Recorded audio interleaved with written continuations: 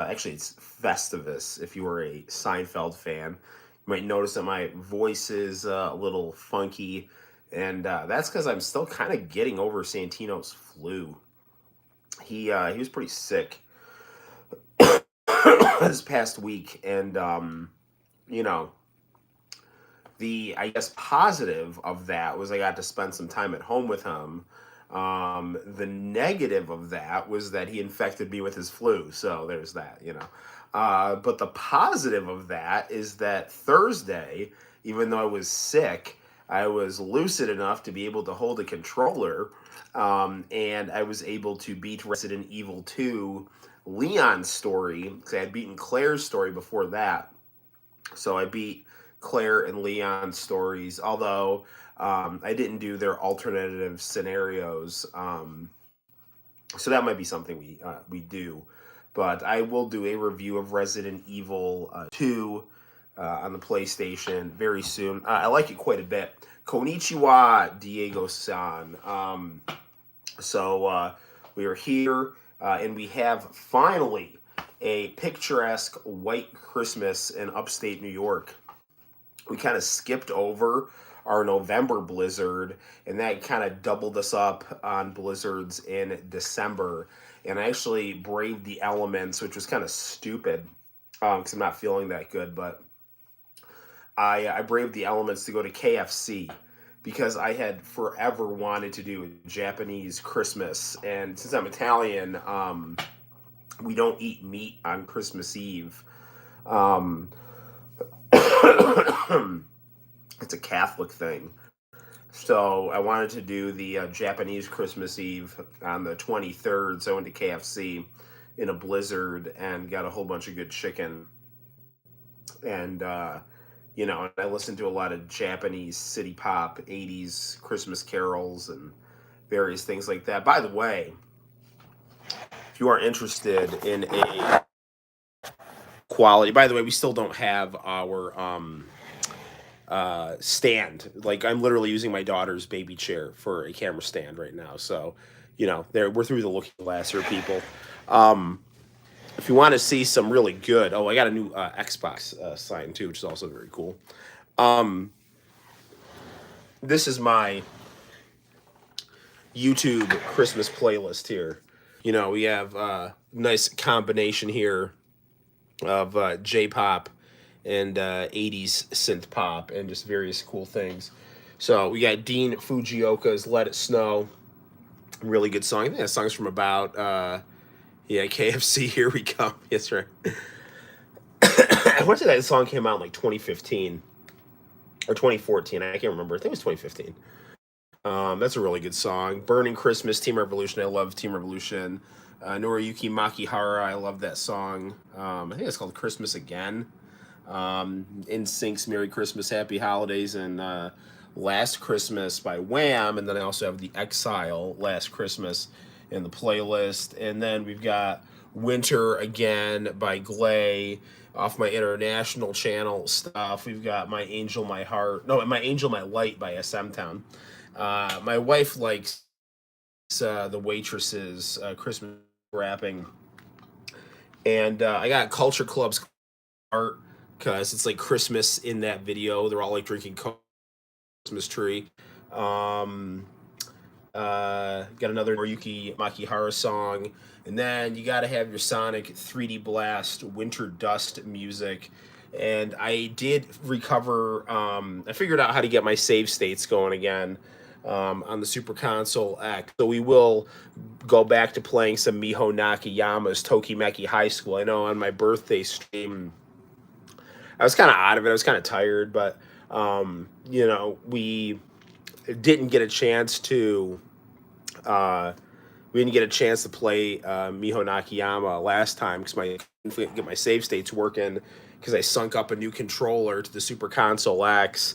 But this time when I booted it up, everything else, I think it was acted. So, going on for Be Merry Christmas. I think I'll get in trouble for showing that one because it's not an actual music video. Sorry. So it's in the background right there. Yeah. So as you can tell, like we don't have the camera holder anymore. So I'm just kind of, it's got some nice imagery right there. I'm just kind of, makeshifting it for the live stream here. So, okay. So I saw, I think Diego was saying, as a Mexican, he's pretty much sick and tired of eating tamales. Saying, as a Mexican, he's pretty much sick and tired of eating tamales. Well, if you want to do the Italian Christmas Eve, get yourself, if you want to do the Italian Christmas Eve, get yourself some calamari. That's my favorite thing to have on Christmas Eve. A nice hyper reality here. My video Yule log is glitching out on me too, so that's because I'm running it through HDMI to component 480i. So good times, good times. So yeah, but it is. We had a snow day today. Actually, they were going to unfortunately force us to go to school on the 23rd, but the man upstairs is like, you know what? Not on my kid's birthday. And so he sent a big snowstorm, right? So we all got a nice day off here in Cortland, and I just got to kind of like chillax with Santino, and I actually got to mess with the Switch version of Crisis Core, which my mom was very nice and got me for my birthday. I was a big fan of Final Fantasy VII Crisis Core on the PSP, and one of my big sticking points with G4, even when it was good and had hot girls and like a chill atmosphere, was they started getting very anti-JRPG. And I was so pissed that they didn't like Final Fantasy VII Crisis Core, because Final Fantasy VII Crisis Core is one of the best RPGs of the early 2000s. I think it came out in like 2007. And yeah, it's a phenomenal game. By the way, you might notice I'm wearing a Vikings hat. The Vikings play tomorrow, and they're off of their biggest comeback win in the history of the NFL, coming back 33-0 to beat the Indianapolis Colts 39-36. And that was happening when my in-laws were over, and none of them were really into football. They're all a little bougie, but I'm just kidding. No, they kind of clawed their way up to being, they're self-made people. But they're all very much enthusiastic about NPR, but I love them dearly. But they didn't really appreciate football, and so they were kind of like, I was like, why is Noel so happy? It's like, you don't understand, the Vikings won, you know. So they were happy for me, which is good. So, oh man, I'm drinking like Airborne and honey water. Definitely trade my Mexican Christmas for your Italian Christmas. Hey man, nothing.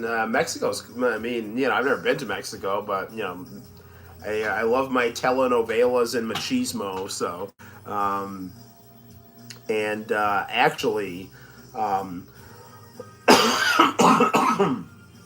one of my favorite restaurants to go to in Cortland is a Mexican restaurant called Garcia's, and they make some really good dishes there. So Mexican food is nothing to poo-poo. So good times, good times. I'm trying to think if anything interesting happened in like the professional wrestling front. I don't know. I don't know. I want to say something did, and I can't even think of it. So, let's see. I think Eric Bischoff and Nick Patrick are going to have a thing. How many TVs do I own, and what's my favorite one? That is a good question. I'll count as soon as I say what I'm going to say. I guess Eric Bischoff and Nick Patrick and Conrad Thompson are going to get together for the anniversary of Starrcade 97, which had the botched finish for Hogan and Sting. Retrospectively, I really wish that didn't happen. As a Hollywood Hogan fan at the time, I always use that as, kind of kayfabe justification. Like, oh, this is bullshit. Hogan, that was a regular count. I mean, and it was, they were trying to like go back and correct it. And they even kind of like sped up the replays to make the count look faster. But it was, looking back at it, just a very clumsy way to, pay off the Hogan Sting storyline that didn't really make any sense. And I don't get it really.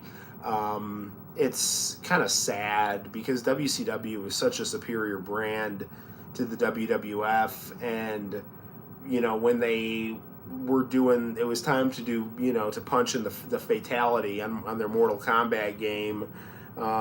They basically they didn't know how to do it.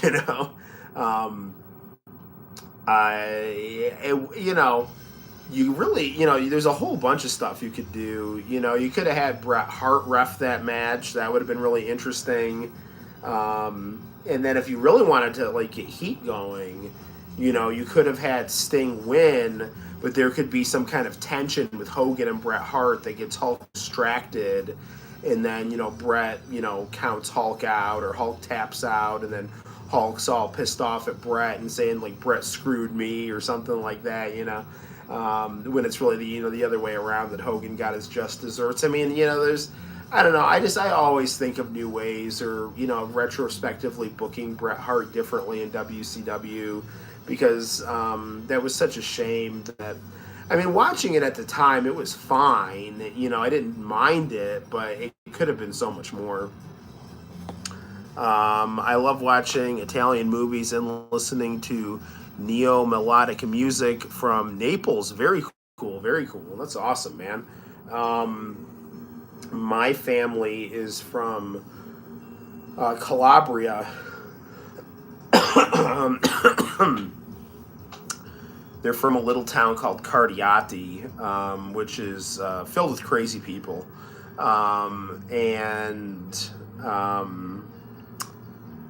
It's very like, I don't know. I really, really, really, really, really, really, really like Italian culture and my Italian heritage and all the cultural accomplishments that Italy has achieved, from being the nucleus of Christianity to, having the Renaissance.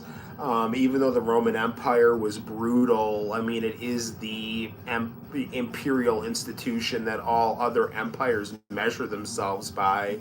And just our architecture, our food, our affection is, amazing on a global scale, our aesthetic sense. But there's a whole bunch of other bullshit that, like, just a lot of like dysfunctional gypsy, just kind of crooked, ways that people can do things in certain parts of Italy. And there's definitely a lot of situations where I've seen men not act well toward women, and women act profoundly stupid in terms of their, relationships, and just swooning over abusive people. Like the whole mafia thing, like I really have little patience for mafia romanticism, and just like these stupid, flat-assed Americans, like just like drooling over this illusion of Italy, where they're like, compounding and romanticizing the more dysfunctional aspects of Italian culture. So, I mean, I didn't mean to get nasty, but that really bothers me. I hate mafia movies. The only like mafia stuff I really like is Golden Wind, JoJo's Bizarre Adventure, because Giorno. I relate to Giorno because Giorno was a bastard that took the high road. And I mean like literally a bastard. He was his dad was Dio, and he abandoned him. And since my dad abandoned me, I kind of like relate to that kind of thing.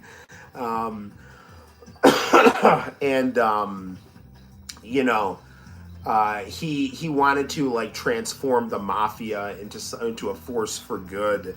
And there were, and you know, there's certain like honor code things in Italian culture. Like you don't want to like follow a machismo code where you're like playing somebody else's game and you're making stupid decisions. But you know, when you're in a situation where you like take care of your own and defend the honor of your own and protect people, that is a good element to the ideal, and that is, you know, the kind of beneficence that was, you know, put forward in Golden Wind, while at the same time having a whole bunch of, you know, Iraqis, eclectic, uh, you know, just Iraqi, you know, so, um, Iraqi's whole sense. So I listen to neo melodic music.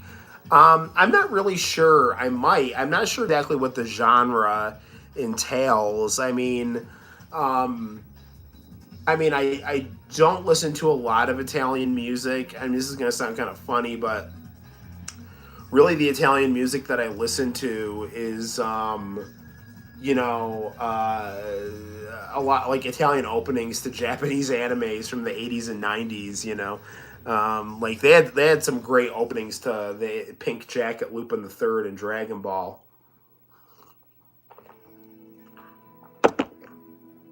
What is my destiny, Dragon Ball? um, so you know. Oh, you know another thing Italy's awesome at is soccer. I've always been kind of like naturally decent at soccer. It was the only sport that came naturally to me.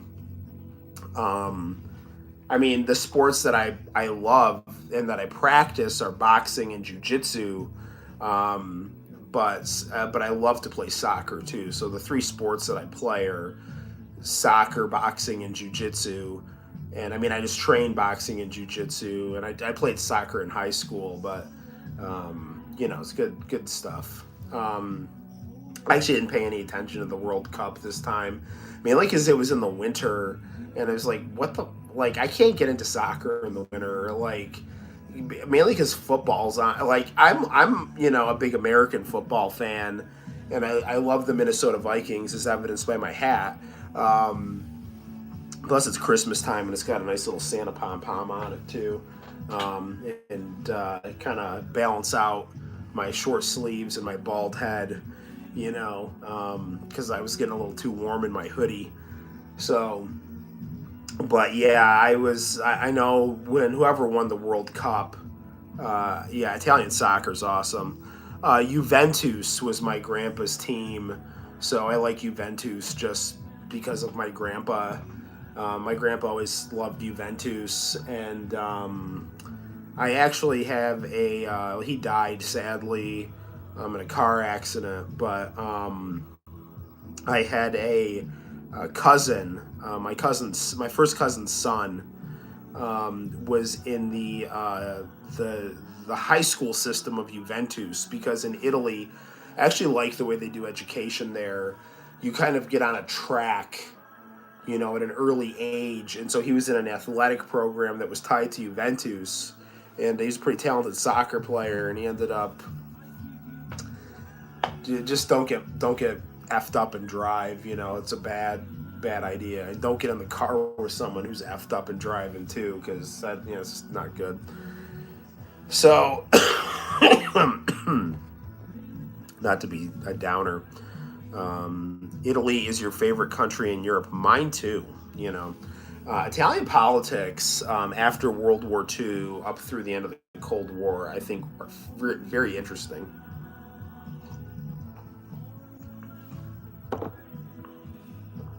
Um, my mom lived in Italy for 12 years, from 70 to 82, and the political system there was balanced really well between center parties and left wing parties. So you had the Christian Democrats who were center.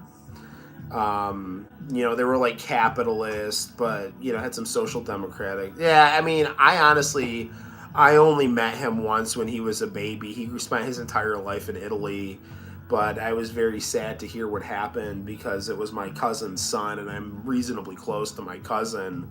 And it's just a bad situation. So, But you had the Christian Democrats, who were, like the center party. They were to the left of our political system. But, in the Italian sense, they were not as left as the socialists and the communists. And the Communist Party of Italy, the PCI, was the second biggest party in Italy, and they had Soviet backing. But, they operated within the framework of the Italian Constitution, and they did a lot to get workers' rights, and they also, they would form political alliances with other left-wing parties, and but Italy never quite trusted them. They were always kind of they were like a good number two, but what are you going to do if you get the number one spot? That always kind of caused the Italians to pump the brakes on putting the PCI in the top spot.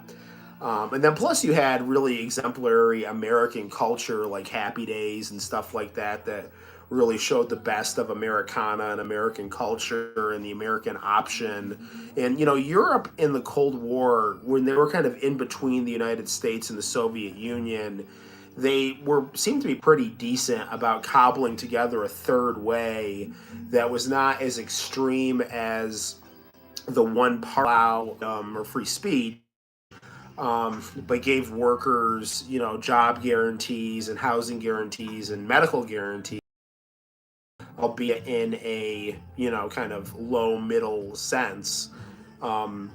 Whereas America had very, very high living standards, but class inequalities and, its capitalist ideology didn't give entrenched protection to workers in a legal sense, because our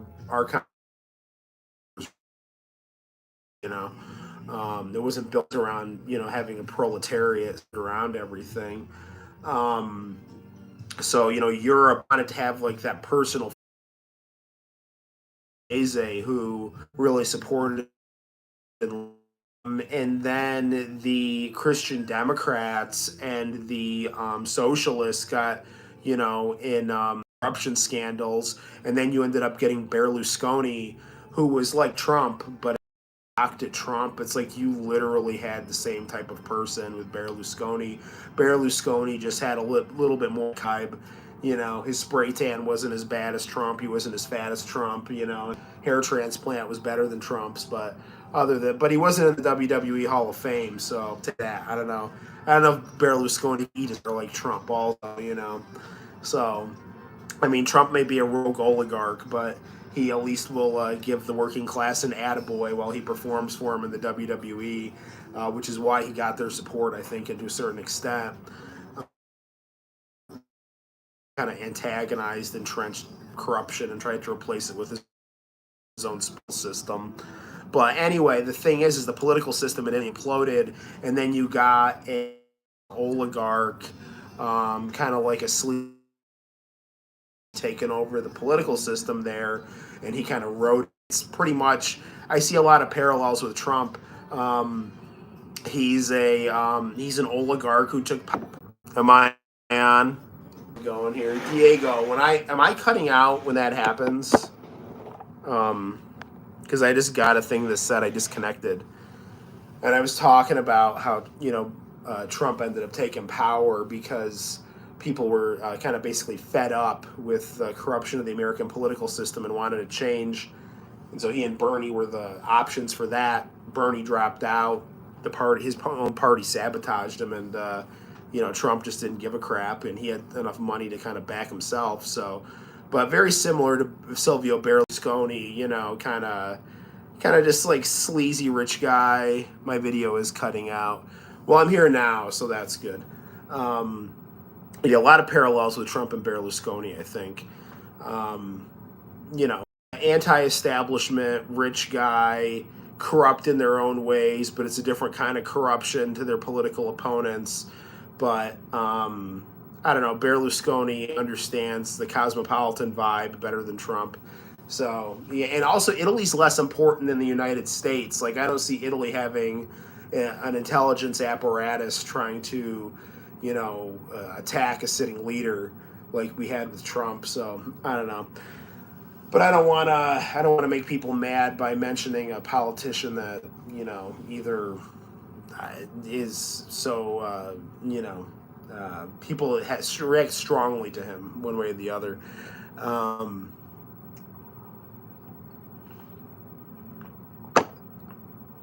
but my goal politically would be to basically have some kind of like liberation theology model, like in Latin America. You might appreciate this, Diego, being Latin American.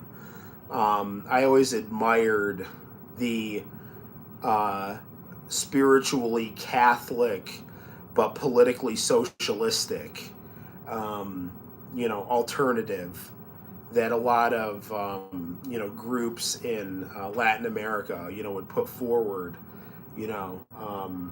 because I think one of the huge things lacking in socialism is spirituality and religion, not religion in the sense of hierarchy and wealth protection, but ethical grounding from humility through God and devotion to Christ's example.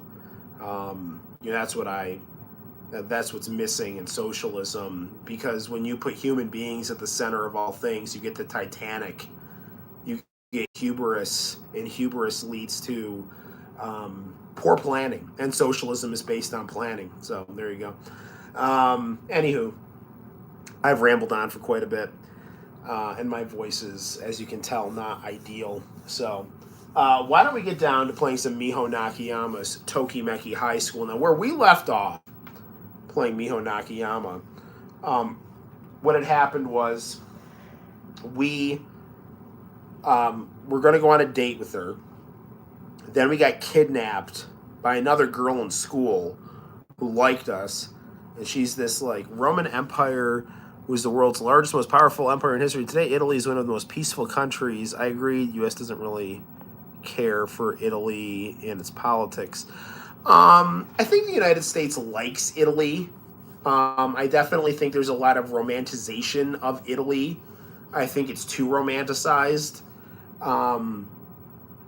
This like under the Tuscan sun bullshit where some white Anglo yuppie woman goes to Italy to go get, screwed by some hunky Italian guy, and so she can go get her groove back or some bullshit, or just, acting like the mafia is some kind of like interesting thing, and not just a clique of people cannibalizing each other, like that like. But I think Italy is held in reasonably high regard in the United States. I just think that geopolitically, they're not viewed as like Italy can do what it wants as long as it's subservient to the United States. But if the United States has a president that starts like dropping words like deep state and, like not having respect for the authority structures that preceded him and transcend him, then I think those people like feel like they need to destroy him because he's a threat to their own sense of dignity and power and stuff like that. So that's, I think, why you got Berlusconi rocking and rolling for a long time, and then you had Trump. Plus, Trump is not a very skillful politician either. I mean, Trump is always like 3 moves away from being a great leader, and then he just like rambles. Like I never understood him until I bought a car, and this is what I say, because like Trump made his name negotiating, right? And when you negotiate, the first thing you do is act batshit crazy. Okay, like seriously, like make me an offer. Okay, I want to spend $900 on this car, and the car is worth like $15,000. And the guy's like, "You're a moron," and it's like, all right. How about we do $5,000? It's like, okay, well that's more reasonable. How about we do 7,000, 5,000, and like all of a sudden, so it's like if you looked at like Trump's presidency, he would say these like outlandishly dumb things, and then it would kind of like rewind to or antagonistic things, and then it would kind of kick to a more reasonable thing, and then it would kind of like ebb back and forth, and it would ultimately be something for the most part stable. Until then, until he got basically, ousted in the election. And by ousted, I mean, not, I mean, he legitimately lost to Joe Biden, but what ended up happening was like the whole media and the political apparatus and the intelligence apparatus were all against him, and the people in the cities were pretty much like 99% against him. And so then his, only thing was just the rural areas, and it wasn't enough to keep him in. And he didn't get treated fairly as a politician. But at the same time, when you buck the system, you don't expect the system to be kind to you. So it's hard. It's hard to work from the inside to change things. Would it be okay if I answered some questions? Of course. Fire away, my good friend. We got Miho Nakayama's Tokimeki High School in the on deck circle. But if you want me to answer some questions right now, well, I got the Yule log rocking and rolling. Shoot.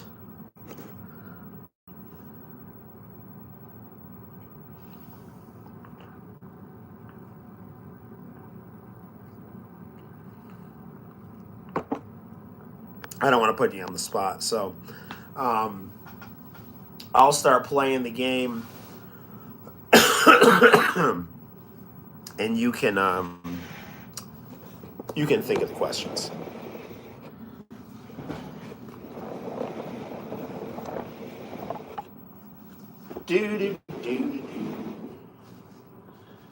All right, so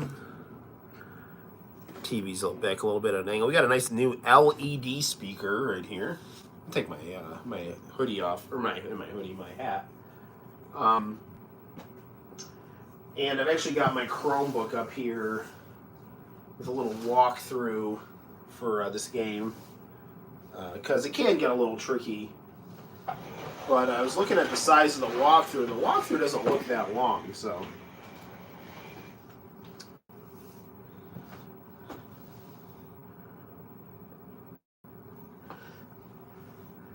How's my family doing? They're good. My family is really good, with the exception of the fact that Santino caught the flu, and he gave it to me. But, thankfully the girls are okay. So, my daughter and wife... my wife may have already had the flu. But, we're good. I've gotten to spend... It's, not good that you have to do it when you're sick, but I am grateful that, I have gotten to spend some time at home with Santino, just chilling on the couch, Is my wife Christian or Catholic? My wife is a lapsed Catholic. She doesn't really, she's not anti-religious, but she's just kind of neutral. She's kind of like secular neutral, but was raised Catholic. So there's, I mean, I dated a Baptist girl one time, and she was nuts. I mean, she was just like, she was the most religious girl I dated, but she was also one of the worst girls I dated in terms of how she just was not healthy in her thinking or relationship skills. So let's leave it at that. Sorry to hear that. I hope your wife and Santino feel better. I mean, my wife is good. I'm sick, but as you can tell. Let's examine this piano here. Right side of the piano. That's what this is here. Very large piano.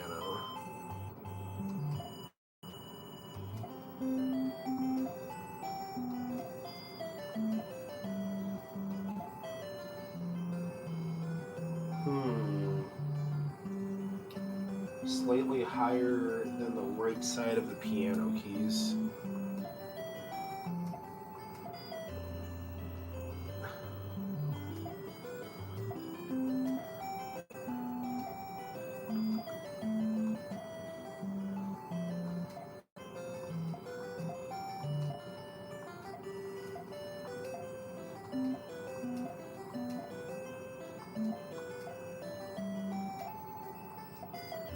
This walkthrough I'm looking at, it's telling me to like examine the right side of the piano. The music room's empty.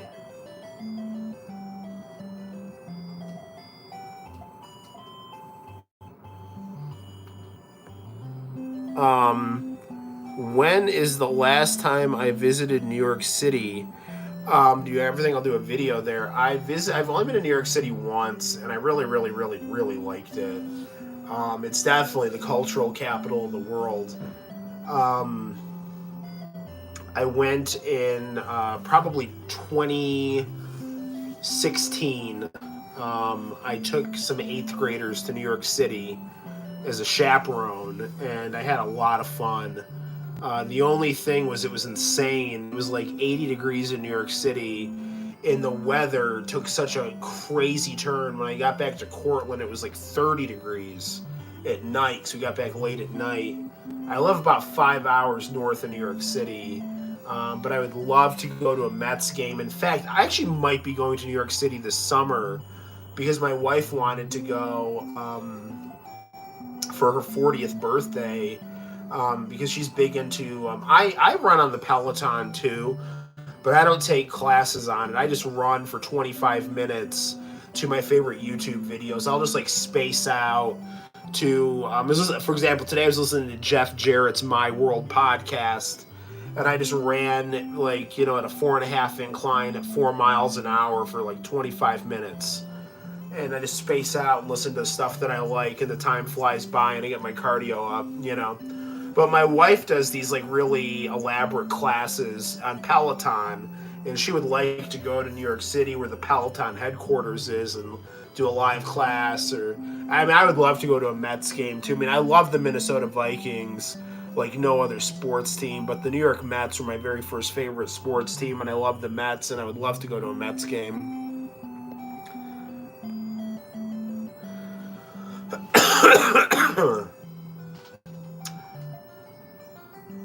I don't really know. Examine. This keeps saying it's a large piano here.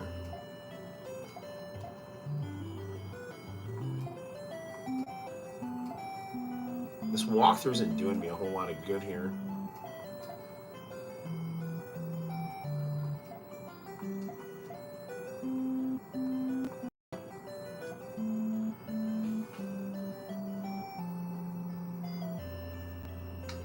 Right side of the piano keys.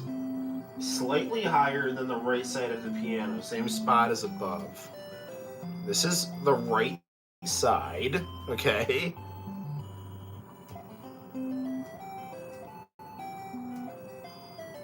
Oh, hit.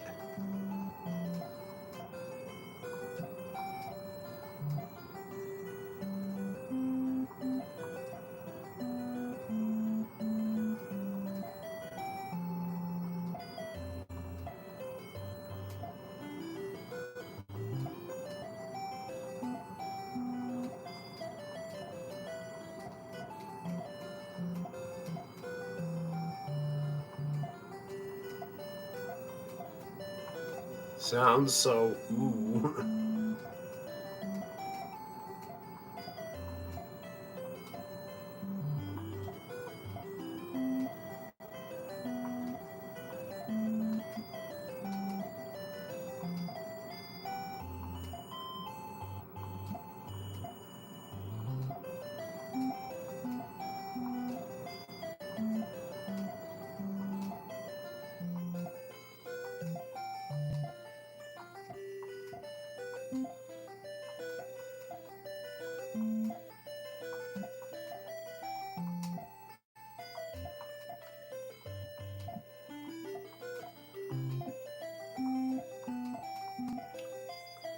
If it breaks, you'll be in trouble.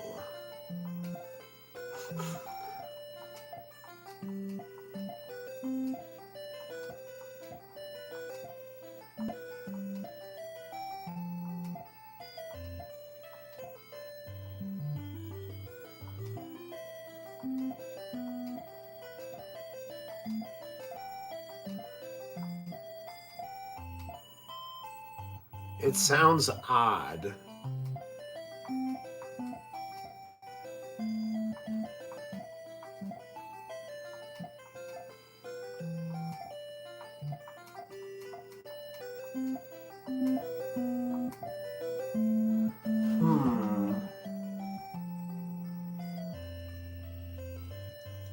slightly higher than the right side piano keys.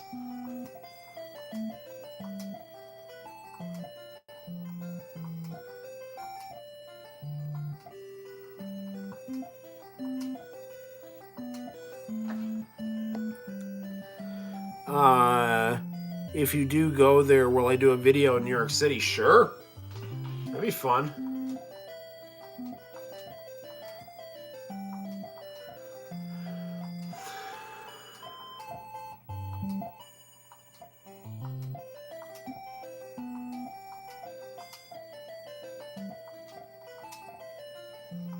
It keeps saying to go slightly higher than the right piano keys.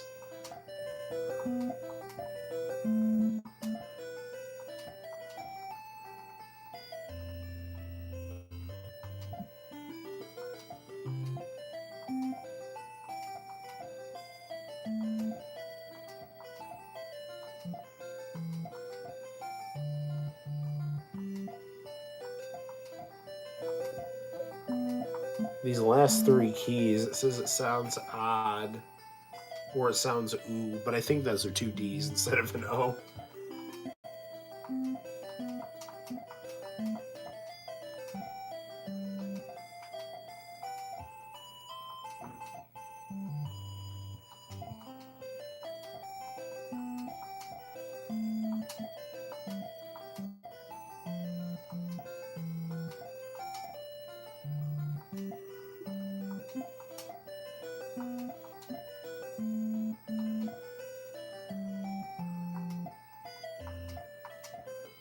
It says O right here.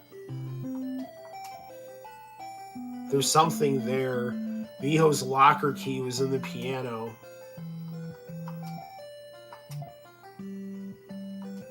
Did I take it? Yeah, I have it. Alright, let's go to the lockers.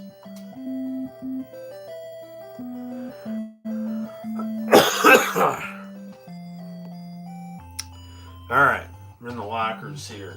Which one is Miho's? Bottom row, second locker from the right.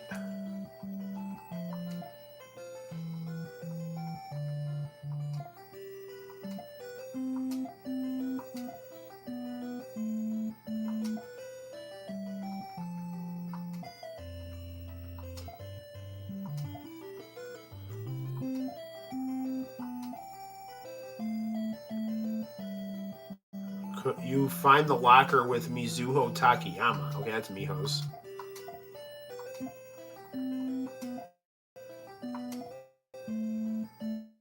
There's a bag inside.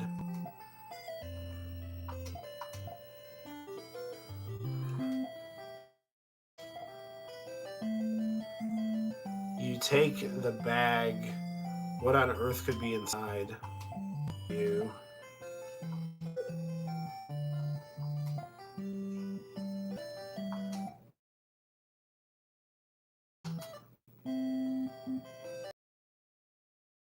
Which disc side? Okay. So it's these shoulder buttons here.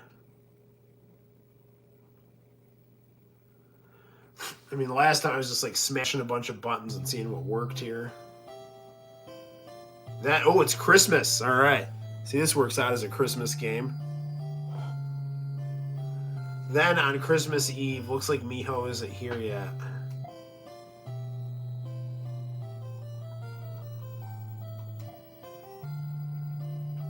This is an unusually nice cafe for this area. It's Miho's favorite spot.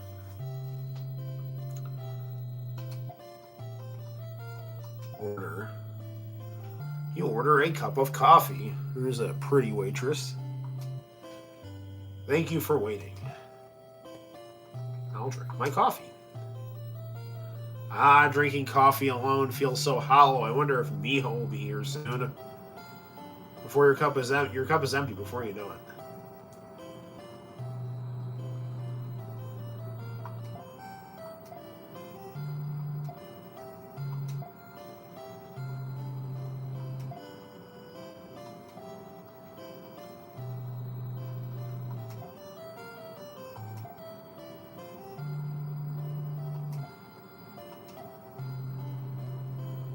What a lovely sweater.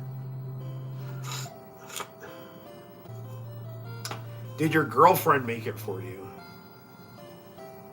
Oh, are you Noel? Someone named me Zuho called. She said she's running a bit late, so please sit tight, okay? I'll order another cup of coffee. Thank you for waiting. I'll drink more coffee.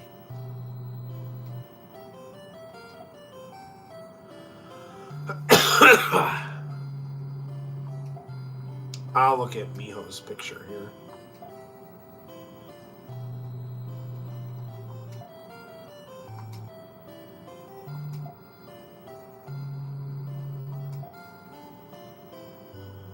I don't know. Anything in this tree?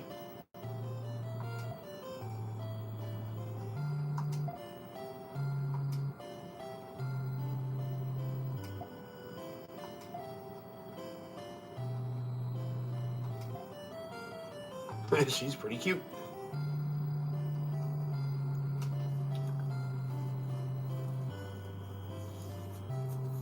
I'm not gonna touch the waitress. That would be not good for Miho. Oh, here's Miho. Sorry I kept you waiting. And she's wearing a sassy red ensemble here. Just in time for the Christmas holidays. Have I heard of Gomorrah? Like Sodom and Gomorrah?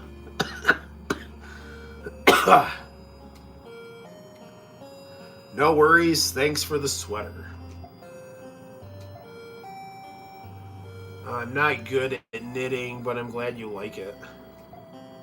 I love it. I'm really sorry about being busy. Something came up at work, and I've been busy ever since. Are you done now?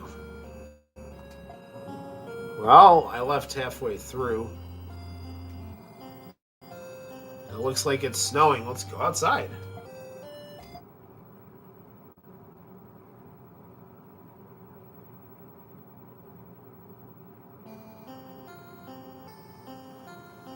I ditched my rehearsal.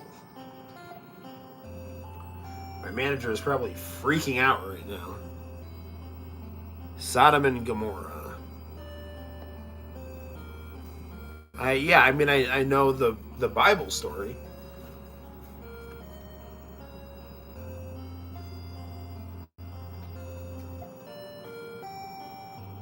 Okay, what are my options here? You can't. Everyone will be worried. I'm happy, but you shouldn't do things like that. Yeah, you chose me instead. If I were, if I'm just being me, I'm saying C.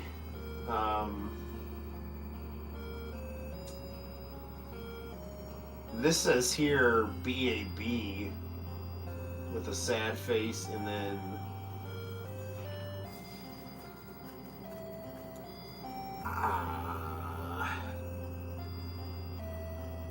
let's just do what it says on the walkthrough. We'll do B.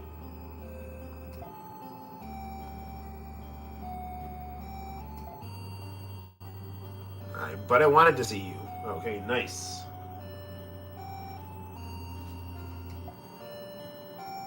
I'm glad to see you, though.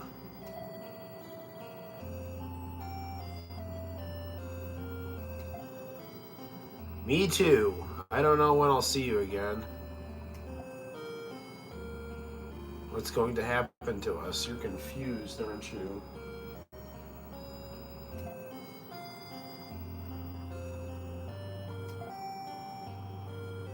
No, I think he's gonna cry. I thought of quitting once, but I like what I'm doing right now. I mean, it's what I've dreamed of since I was a little girl. However, not being able to see you again hurts. No, I'm being selfish. I need to make up my mind. Tell me. Yeah? Do you love me? Yeah.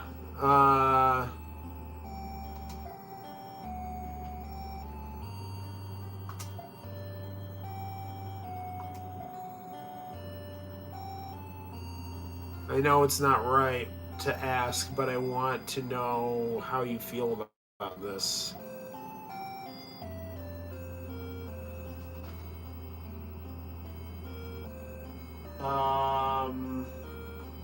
Okay, we should take a break. I like you, but we should break up. You should quit show business. The walkthrough tells me to go with B, but I mean, I don't. We should take a break until things calm down. I mean, I guess B is the like you should quit show business isn't cool, and I don't want it to, like B. It's like, hey, I like you, So like if it's like A, we should break up, and B, we should. Yeah, it's probably for the best. But I'll have to sleep on all of this. I'm gonna head out. Goodbye. From that day on, she stopped coming to school. What did I do wrong?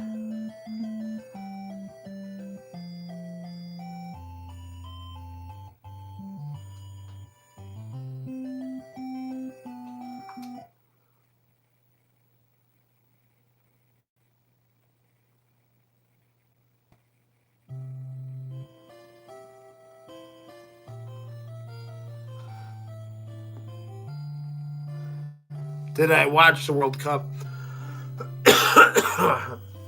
Very small bits and pieces of it. My mom teaches Spanish and French.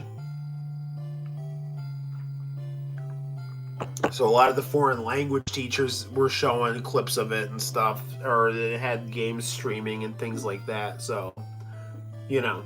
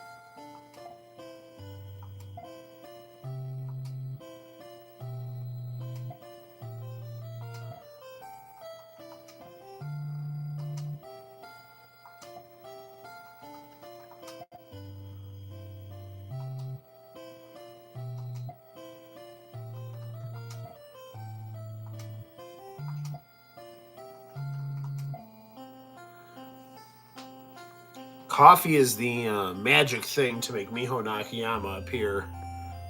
Maybe I should start drinking some coffee.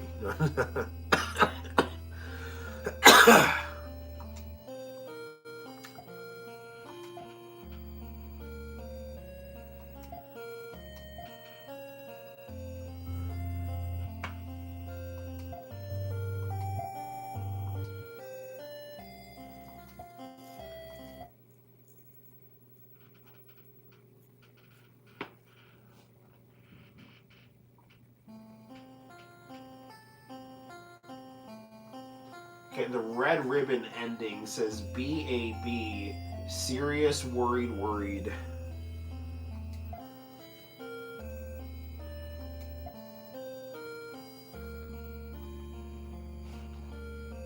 B with a serious face.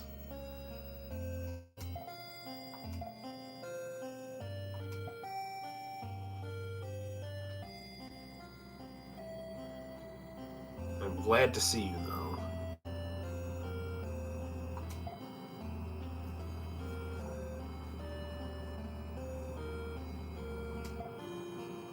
No. Think you'd play hooky. You care that much about me.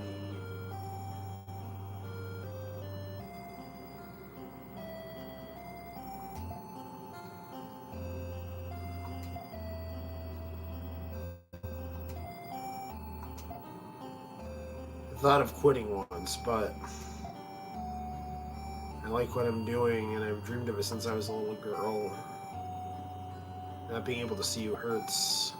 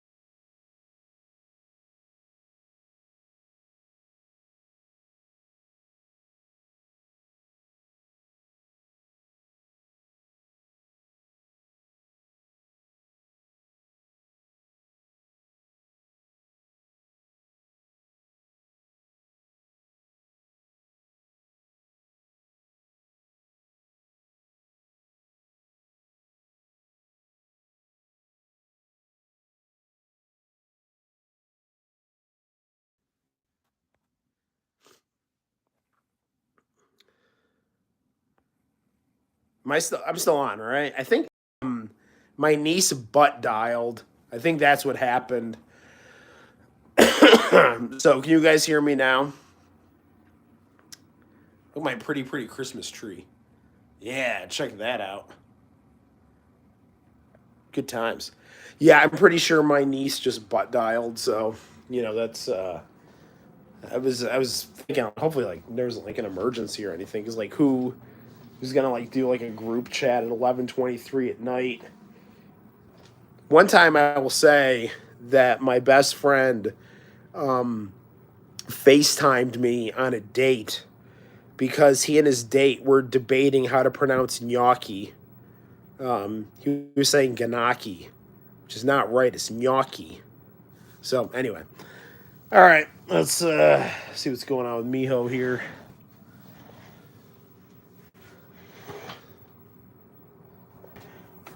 Woo! Sorry about my hand.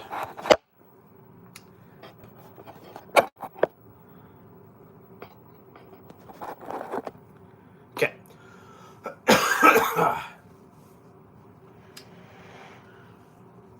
Maybe we should save state this here. I know it's not right to ask, but I want to know how you feel about this.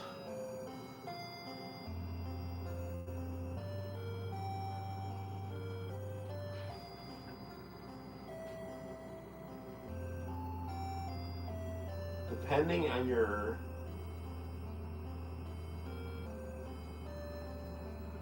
We should take a break until things calm down. I like you, but we should break up. You should quit show business.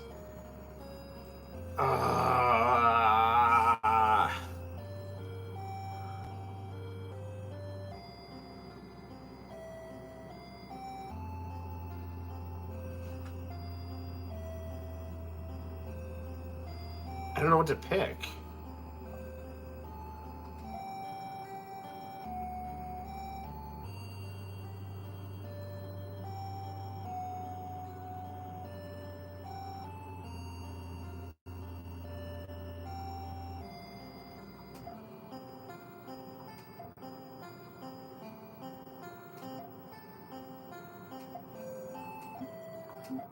Darn it.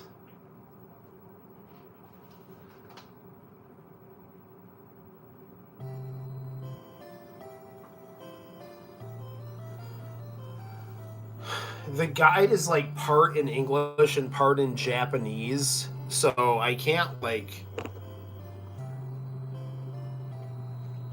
I'm just gonna have to do some trial and error here. I'm just gonna like... I don't know. We'll just see what happens here. These dating sims, you always like overthink things.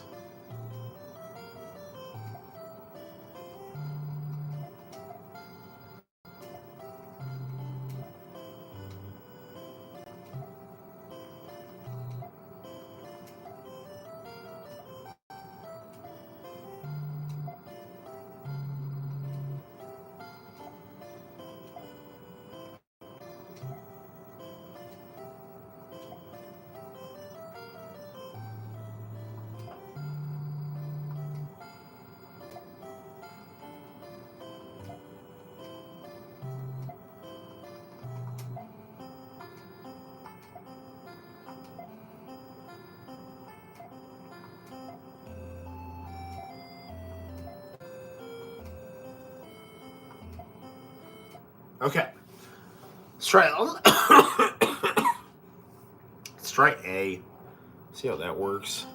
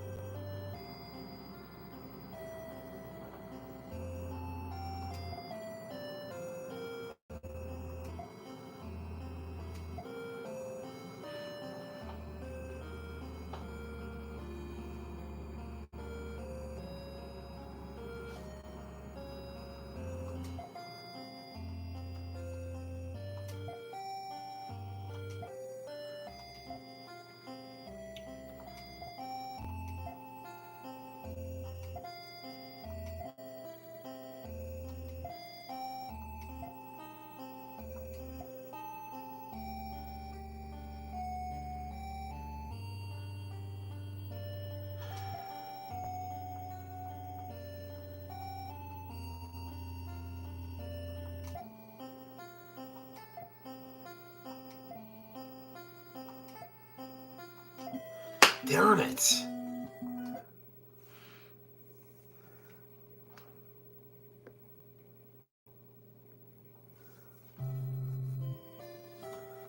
Oh, man. What am I supposed to do?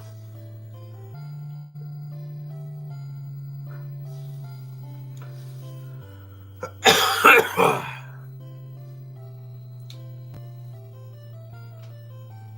wonder...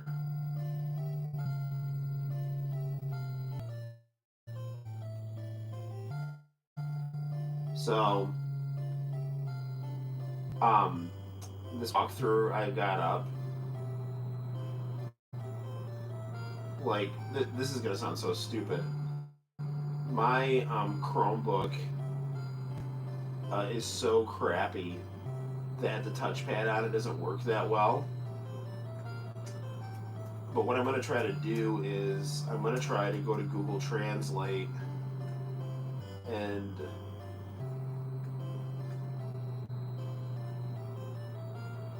listen to selfishness is what it says. Maybe I should just ask her to quit.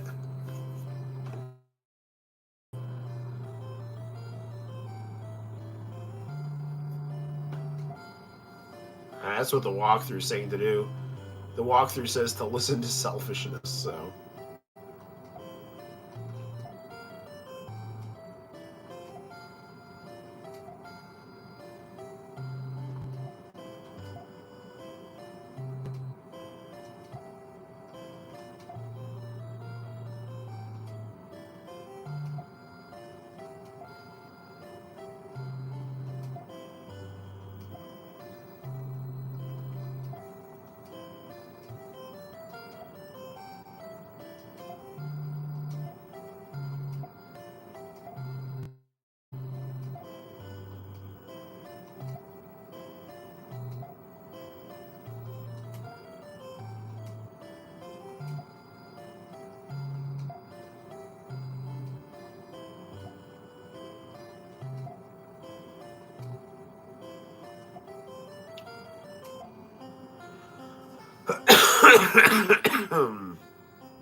Alright, Miho has returned like the McRib.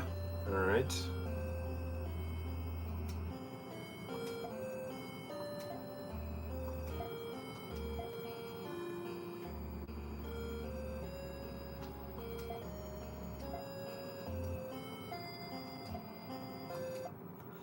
Alright, let's go. It's Christmas Eve.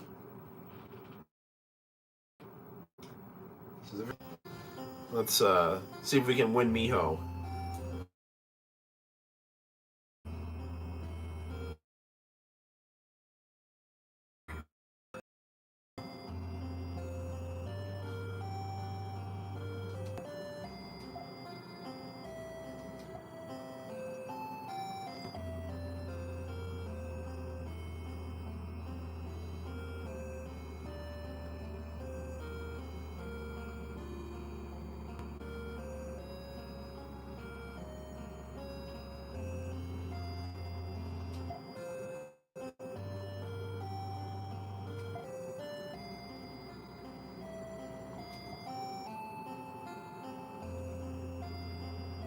I messed up.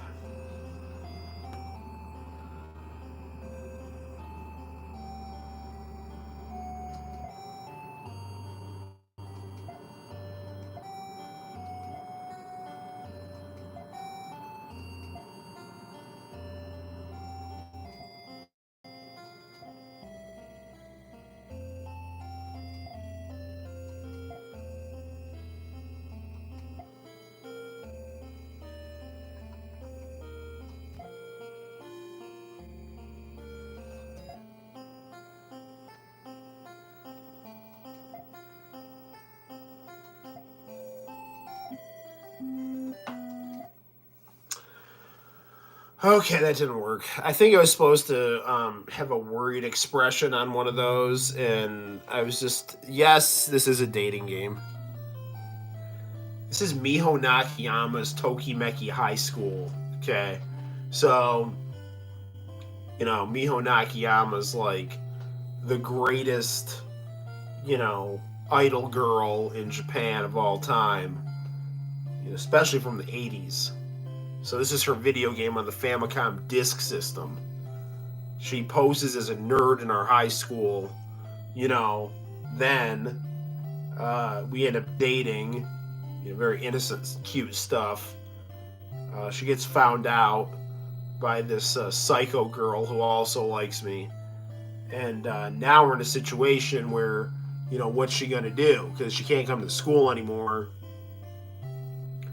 So I gotta play my cards right, see how this works out here.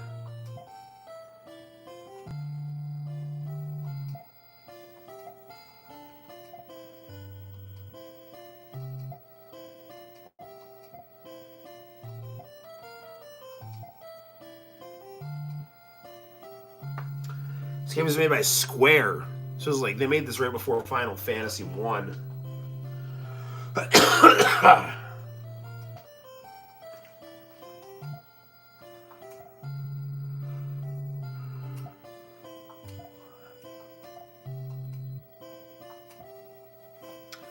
Alright.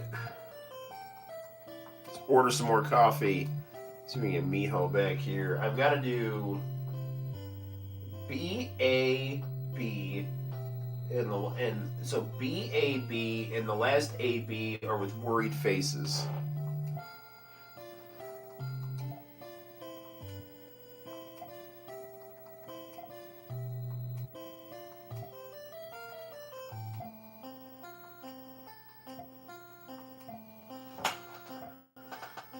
Okay, so we're talking to Miho about the sweater, and Miho's saying she's playing hooky. Okay, B-A-B, serious, worried, worried.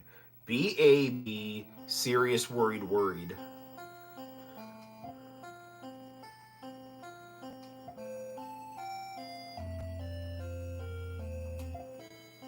Serious.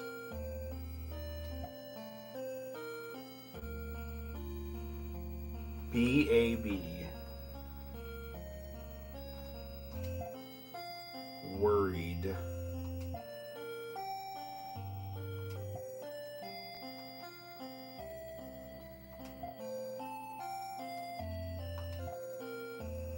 Then the last thing it says, choose selfishness. That's how I translated that from Japanese, so I'll ask her to quit.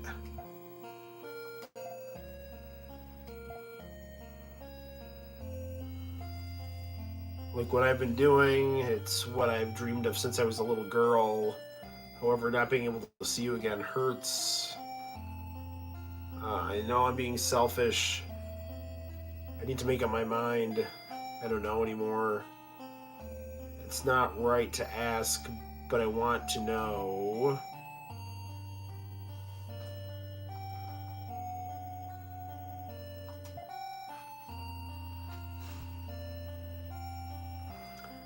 What emotion? I'm just gonna go serious.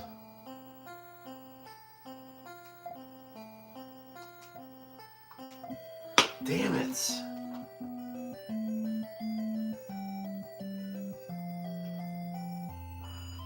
Oh, dude, what am I supposed to do? And all Also, more practical question: how much coffee am I gonna have to drink here? What is my opinion about Stone Cold Steve Austin and the Attitude Era? Well, I think Steve Austin is a talented wrestler,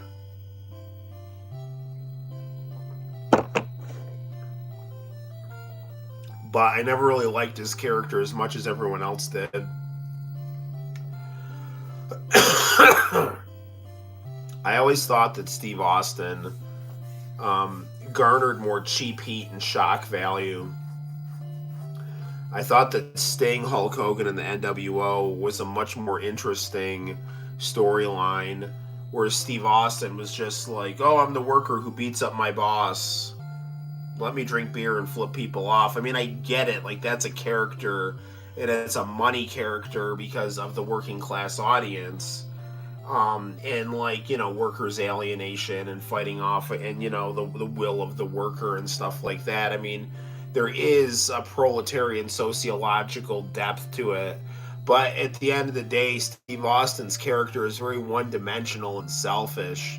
I mean, there was the time when push came to shove, he was going to go rescue Stephanie, but ultimately it just kind of reverted back to Mr. McMahon and Steve Austin and stuff. So it was pretty much a one-note character and a one-note story, whereas the NWO, I think, had much more depth and complexity. Sting turned dark because his mentor betrayed him and this company betrayed him.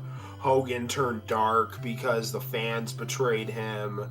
Hall and Nash returned because of, the climate of wrestling and the whole idea of, you want to talk about proletarian ethos, like, the NWO was like the disgruntled wrestlers taking over and forging a new order in their own image.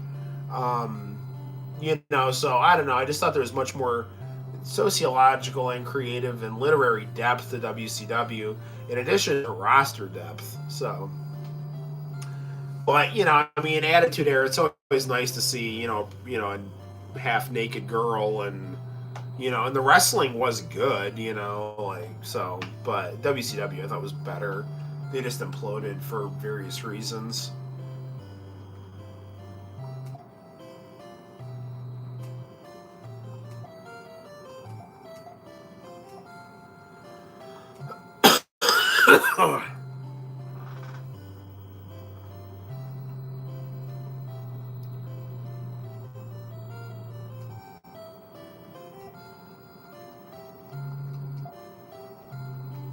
Let's try this blue sweater again.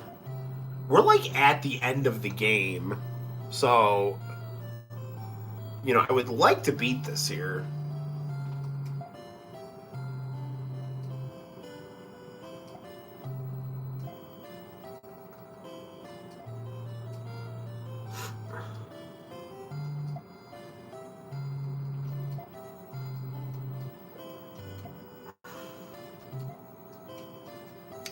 Let's drink more coffee. We should act like Kramer in that episode of Seinfeld where he drinks a bunch of coffee and then Miho Nakayama dumps us because we're insane. He's like, yeah, I feel like I'm talking a little fast, but you can't keep me out of the coffee shop. I have as many coffees as I want. Oh, man. All right. See, when I'm sick, I can't even laugh because I start coughing.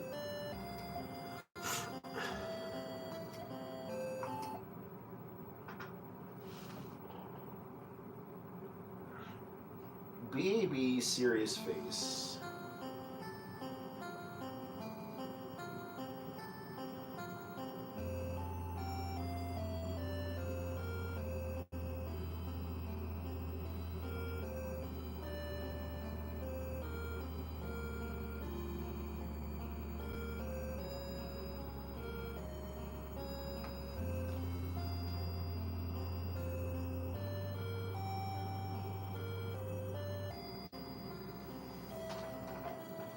I don't know what to do.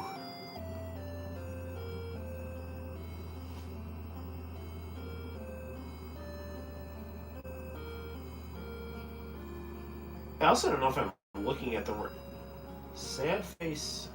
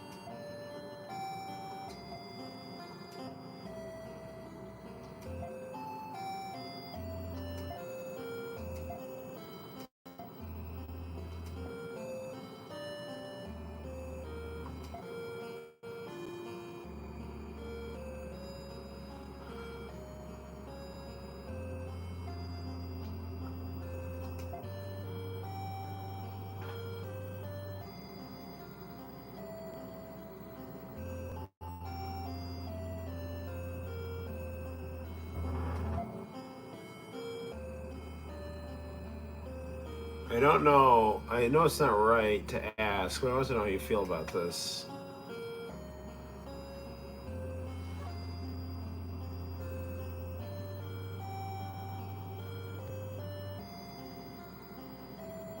B with a straight face. A with a worried face.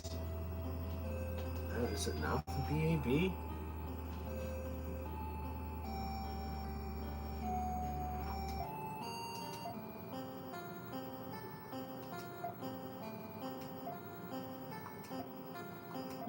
Damn it. Oh, man, I don't know what to. Oh, dude. Hand in 1070.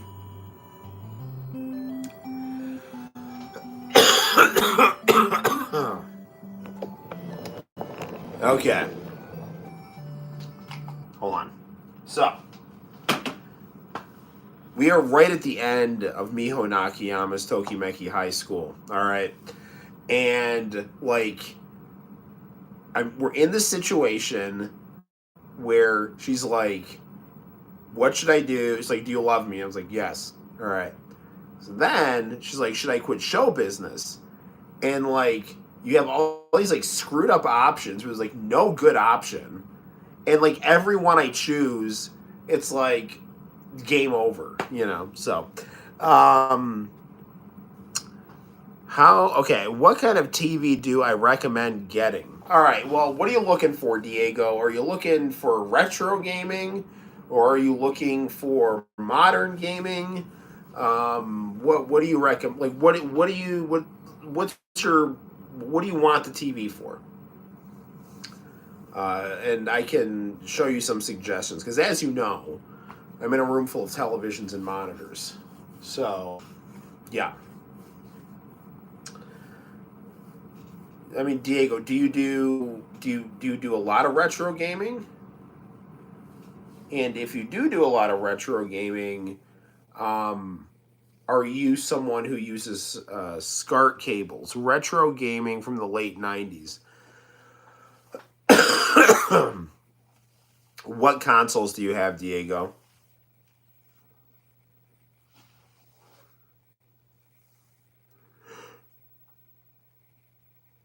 Are we talking like PlayStation, N64, Sega Saturn type stuff?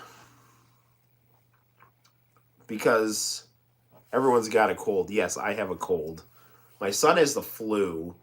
I'm fighting it off. I was an idiot and went for a run on the treadmill today because I thought I was feeling better. And, you know, as per usual, you know, like, I don't know. PS2 and N64. All right, well, okay. So, if your PS2 has component out and RGB out, those are going to be your best options for a crystal clear picture. Your RGB will require a video monitor, and what you would need is a BNC to you need a SCART to BNC converter. So that's a little more high end. Like, I was able to get this monitor and that monitor for free at my work because they were going to throw them out from the video club. Those are professional video monitors or PVMs, and they are what people who made video games and tested video games at a very high level use. They're very high resolution monitors, and they're very expensive to get off of eBay. You're talking between $300 to $700 for a professional video monitor with RGB.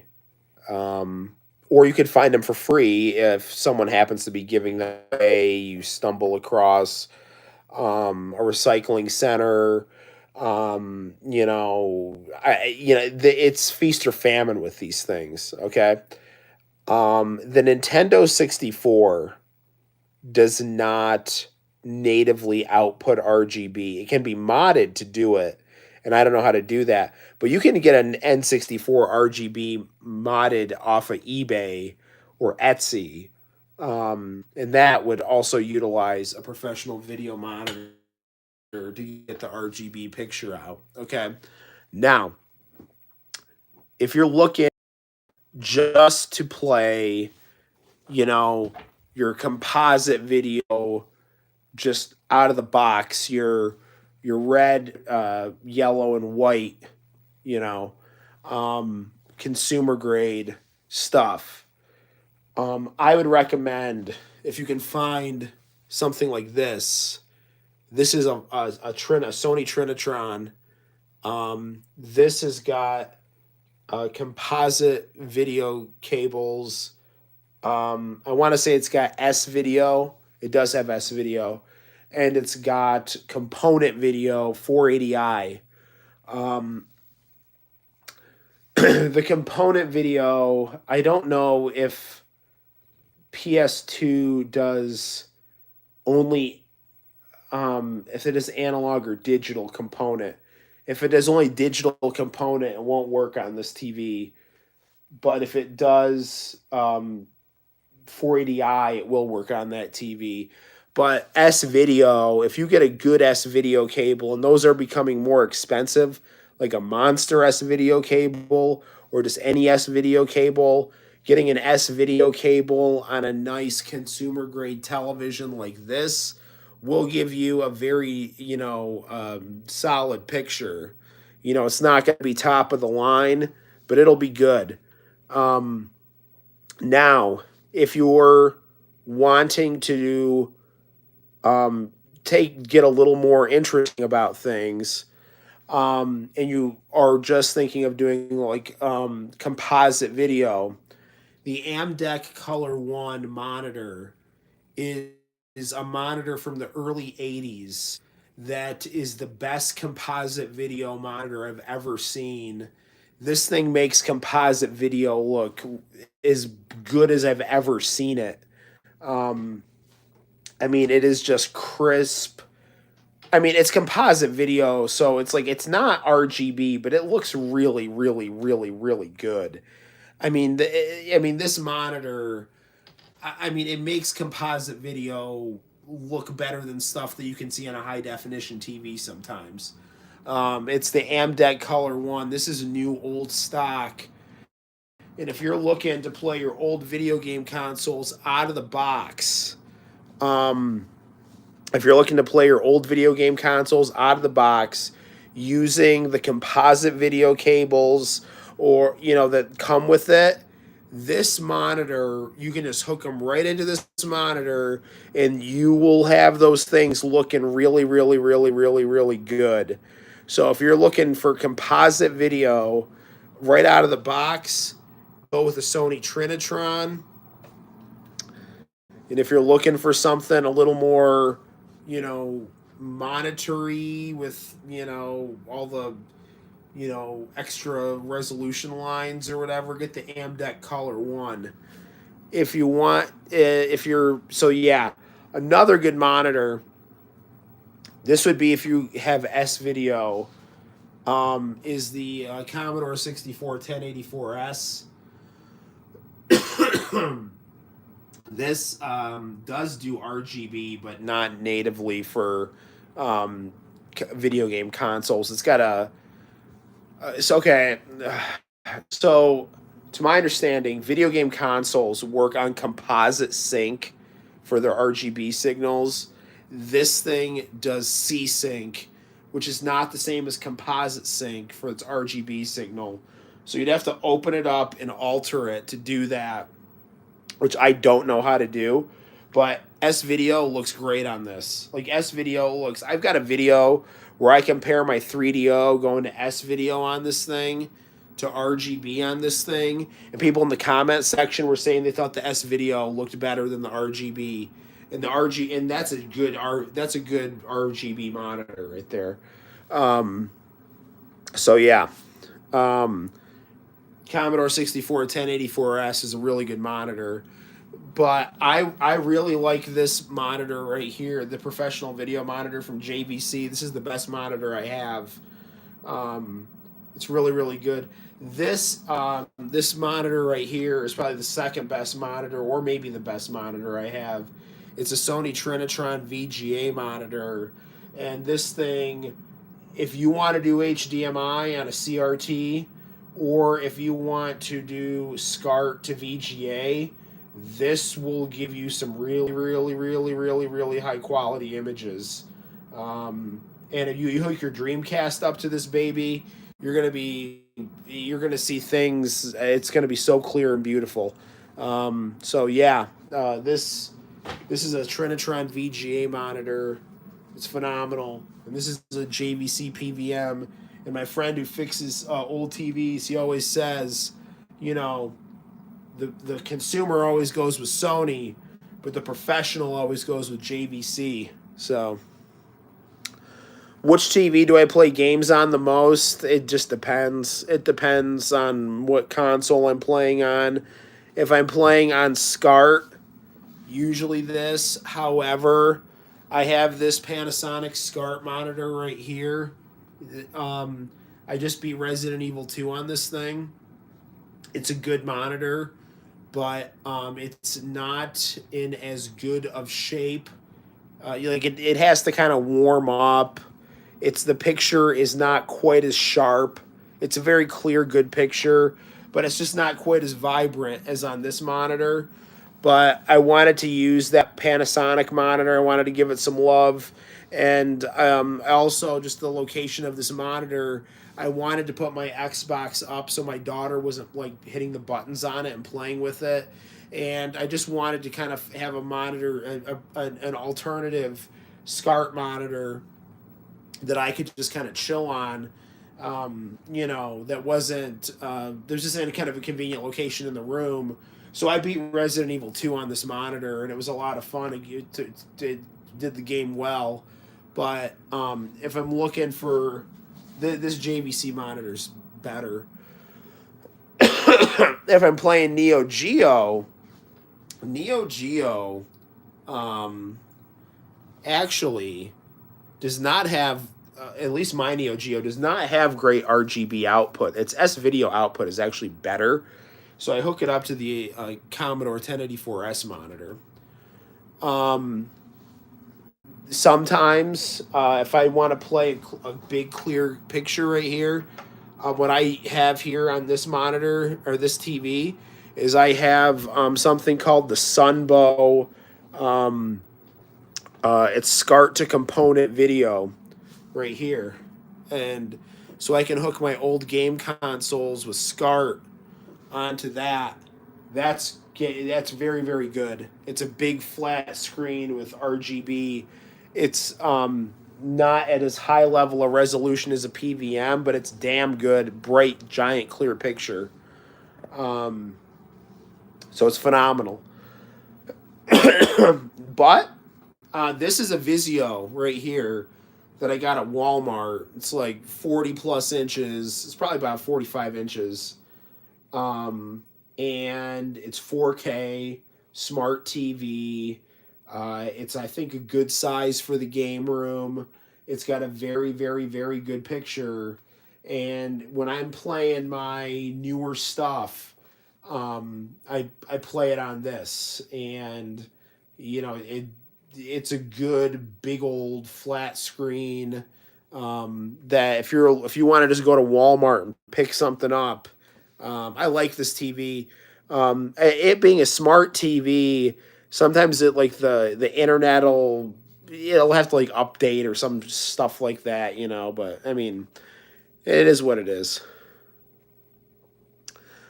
I love that I still have old game monitors and not just flat screens. Yeah, like there's definitely I'm gonna get a cough drop. There's definitely um, a time and a place for different stuff. I like CRTs. I'm more of a retro gamer, and older games tend to look better on CRTs. They were made for CRTs. Newer televisions. I mean, nothing against them. They're great, but the older games can look good on them if you get like upscalers or just different things like that. But it's I don't know. Like I don't think anything looks as good as RGB. Quite frankly, getting an older video game pumping out RGB through SCART cable. That's really good. I mean, but HDMI is made for those TVs. So if you got games that use HDMI, that's what you want. Because, I mean, I've played HDMI I've played CRT HDMI. It's good. It's really good. And sometimes it's better. But in general, it's better to play games made on HDMI on a big flat screen because the text will be bigger. You'll see more detail on things. And it's made for that kind of monitor. So the same, if you want to get the most out of something made with HDMI for HDMI. Sorry. Oh yeah, I'm okay. My wife's worried about my voice for Christmas Eve tomorrow, so if you want, put it this way: if you want the most bang for your buck, try to find the type of monitor that your console was made for. So there's that. All right. I don't know how much longer you guys want to see me struggle. I think the baby needs to be changed. I don't know how much longer you guys want to see me struggle at Miho Nakayama. We'll give it a couple more go-arounds, and maybe we'll play some Resident Evil 2, and we might wrap up a little earlier just because my voice is getting a little hoarse, but I mean, I'm okay, so. Let's see if we can. I'm getting it's getting tougher and tougher, that game. Yeah. We're right at the end of it. It's an intense 70. I don't know if you saw the last stream, but when I remapped the controller, I had a hard time finding my save states, so I didn't get to play it last stream. So we're playing it now, though.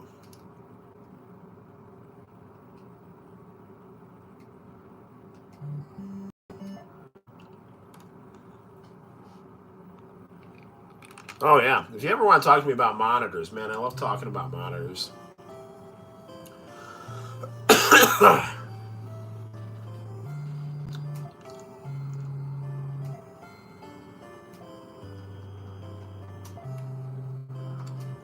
Let's order some coffee.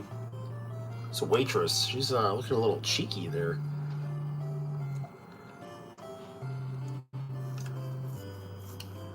Alright, let's check out the waitress. She's pretty cute. Okay. Drink some coffee.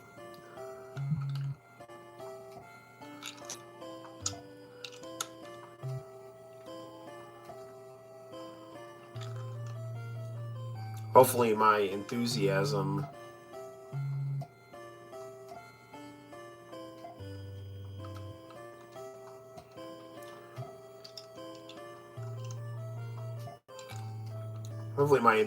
talking about monitors didn't wake up the baby.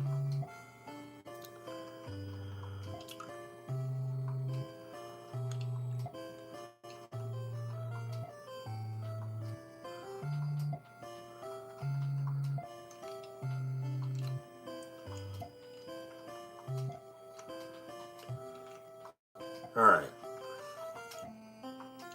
Okay, Miho's here.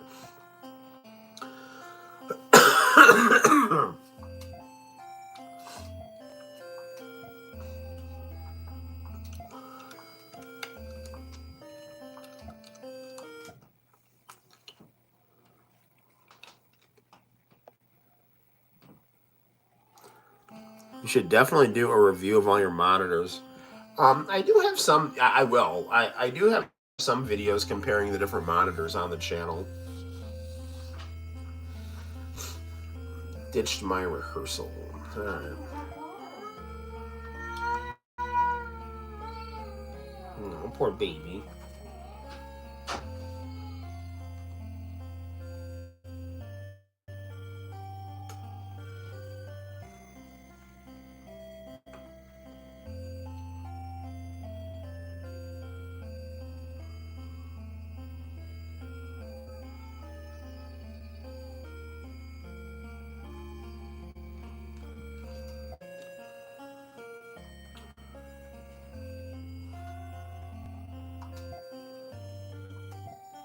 Ah, shit. Screw it. I'm just done. No, I'm not. Just relax, Noel. All right. Ugh.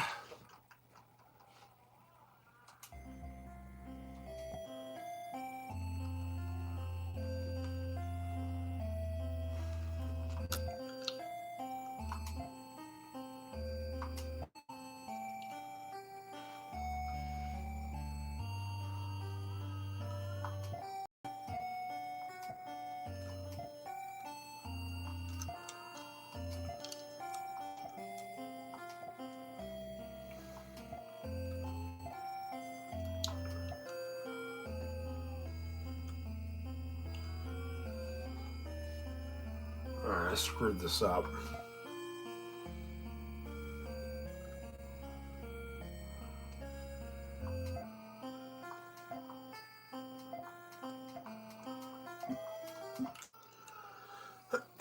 I'm gonna try like one or two more times here. I'm sorry if this live stream is like not super enthralling as I struggle to win Miho over here.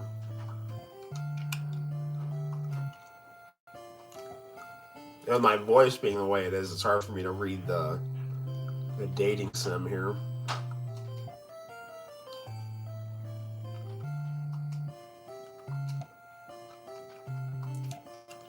Keep chugging coffee and waiting for my pop idol to come.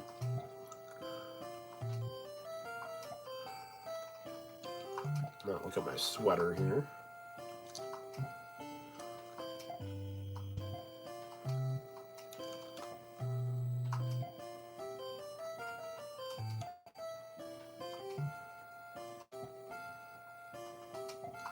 Check out the waitress.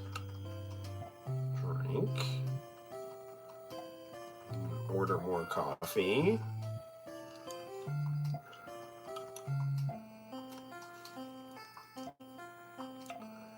All right.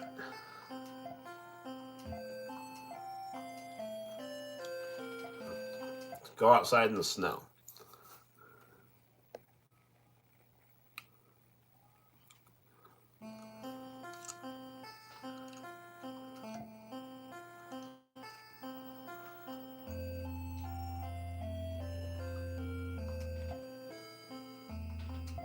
Be sad.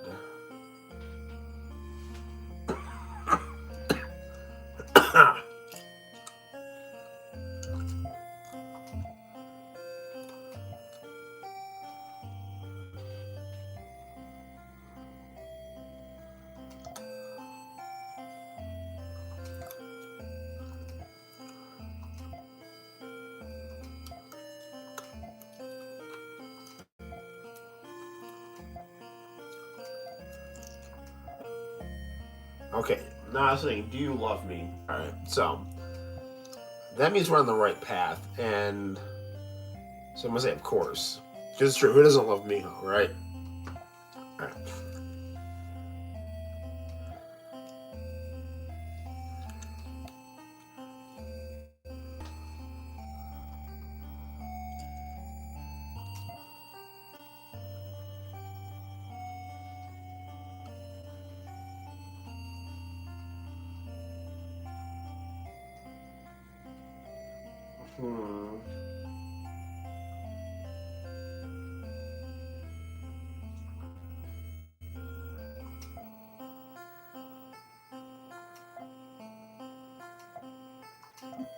I don't get it. I don't know what I'm supposed to do.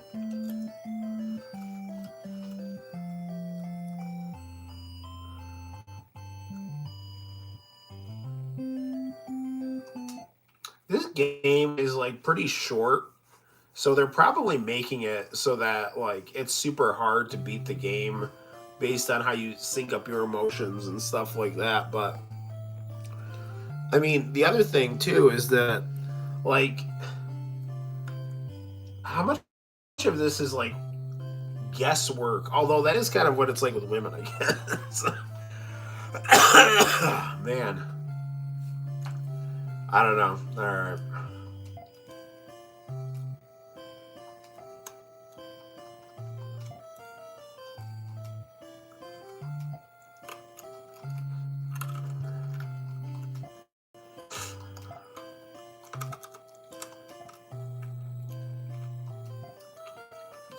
After this, I'm going to save the game, and then I'm just going to play Resident Evil or a fighting game or something.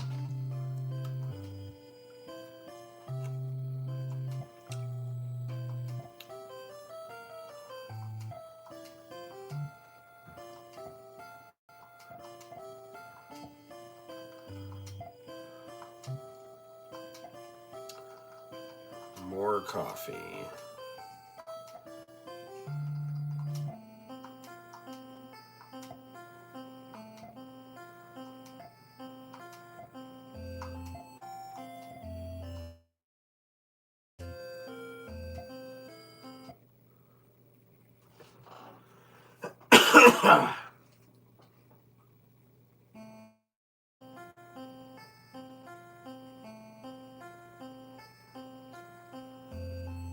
Okay.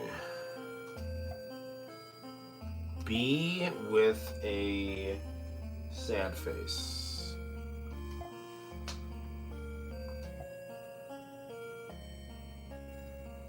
A with a straight face.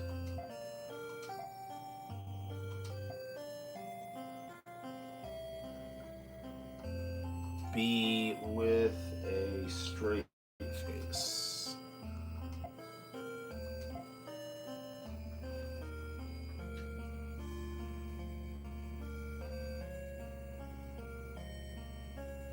A with a straight face, B with a worried face? I don't know.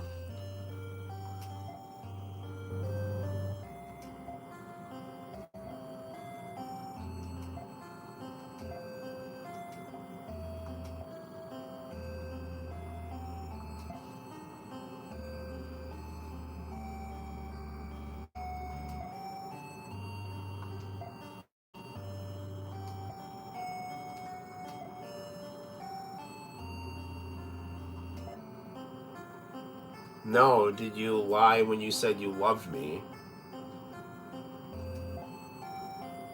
I wasn't lying, I really do love you, but at this rate, you'll wind up ruining your career. I don't want to see you stop being an idol. Yeah, I think so too. I'll try thinking a little more. I'll try thinking of myself a little more. Please call me if anything happens. Alright, well, everyone will see each other again, but goodbye.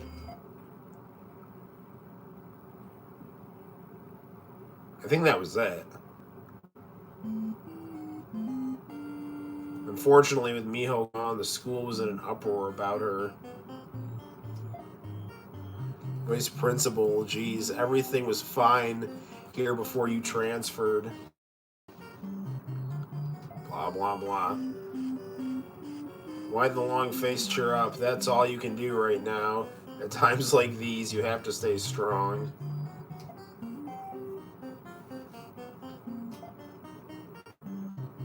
Check it out. You're featured in this major magazine. Can you sign it for me? Even you. Sorry, man. I didn't mean any harm. Please forgive me. I got carried away and wasn't thinking of you. It's okay. Don't worry about it. I see. Woo, what a relief. We had sunglasses following you on your date. We're sorry for causing all of this. We're sorry. Don't blame the girls. They didn't mean any harm. They thought they were doing me a favor. I really shouldn't say this, but I really was in love with you. Don't worry, I have no intention of getting in your way. I just wanted you to understand. Erica. Maybe I can help. I want to do something, even if it means having to argue with my father. Somi appears. Please forgive Erica. It's not about whose fault it is. We're all friends, right? I picked a fight with you at every opportunity, yet you forgive me? I was serious about Erica, though, so just hang on there. It'll be alright. One more time, you want to talk to Miho. Just one more time. Wait, you can call her.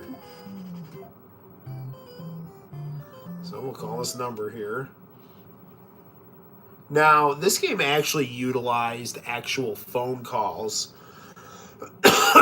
So you called that number and you would have like recordings of Miho Nakayama talk to you.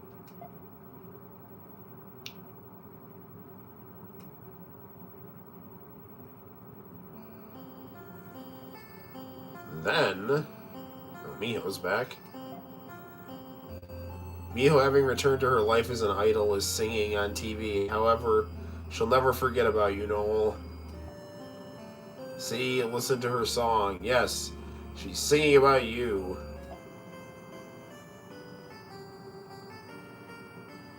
Okay. So that's the ending. That is one end. There's two different endings. One said like blue ribbon ending, and the other said red ribbon ending. So we made friends with everyone at the school, and Miho ended up like, you know, all her great songs ended up being about me, so.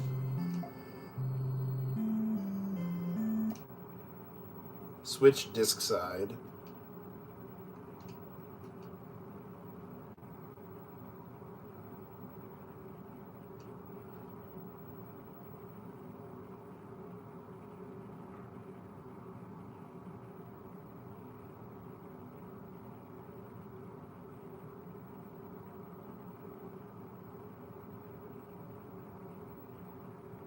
It's loading. So I guess that's the game.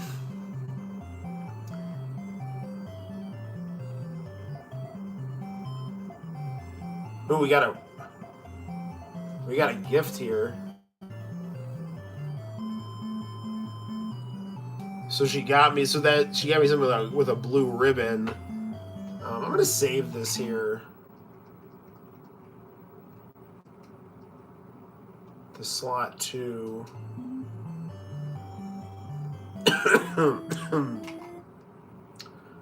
Well, we finally beat Miho and Akiyama. I don't know if it was exactly the ending we want, but you know.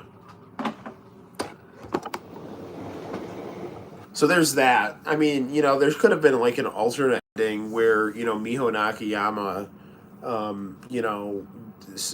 becomes like involved in a super group where I play the keyboards and she sings. We could have gotten like the Tetsuya Komuro thing going.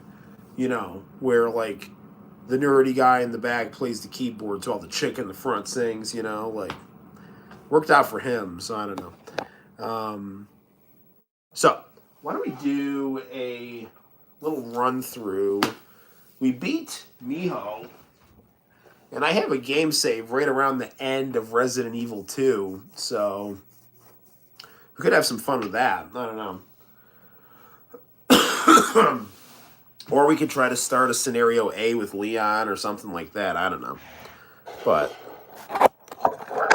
I've been having a lot of fun with Resident Evil 2. And actually, Diego, you'll get a chance to see one of the monitors I was talking about right now.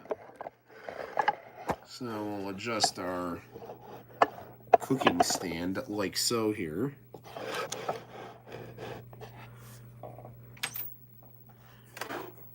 And Game Shark here because I don't care what anyone says. I like to cheat at Resident Evil. It makes the game much more relaxing. So now this monitor is not in as good a shape. The JVC monitor is like pretty much in the cherry condition here.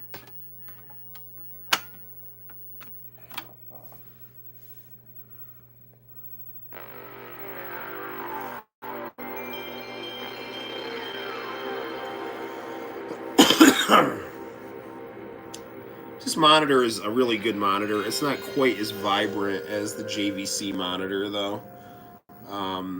But it's what I have my PlayStation 1 hooked up to. And the reason I'm playing this on the PlayStation 1 is because I want to be able to cheat. So, where's my controller here? Hang on, guys. PS... There it is. It's back here. Okay.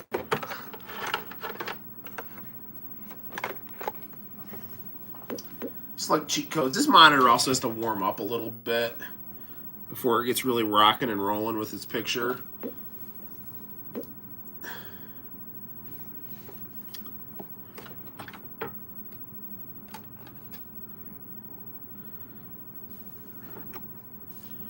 That is one thing you might notice about. This is actually the only monitor I have that seems like it needs a little bit for everything to kind of start firing at all cylinders.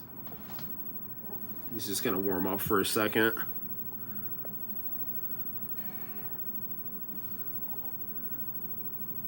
You love how small the TV set is. Yeah, it's like 13 inches.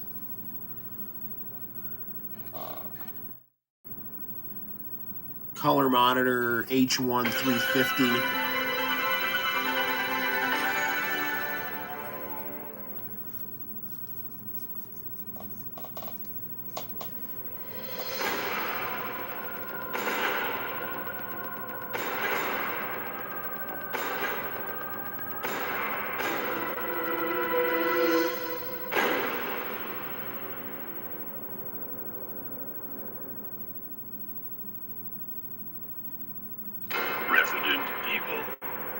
Now, with some of these PVMs, they don't always have speakers. This PVM does have a speaker. The JVC one does not. This wants me to start a Claire scenario.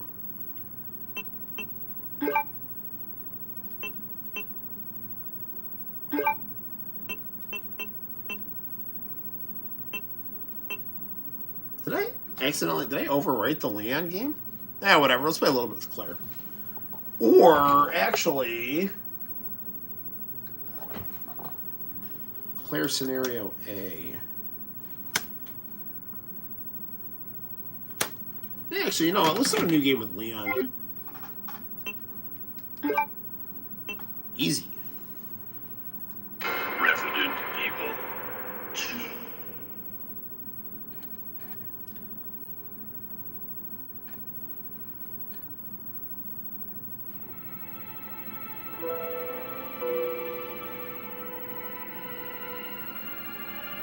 bizarre incident occurred in the outskirts of an American suburb called Raccoon City.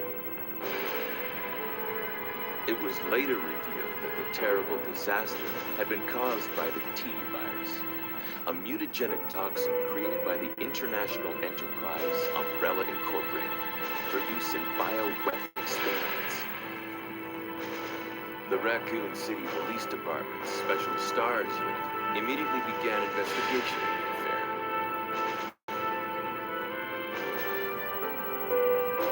My only criticism of Resident Evil 2 is that it doesn't have live-action actors like the original.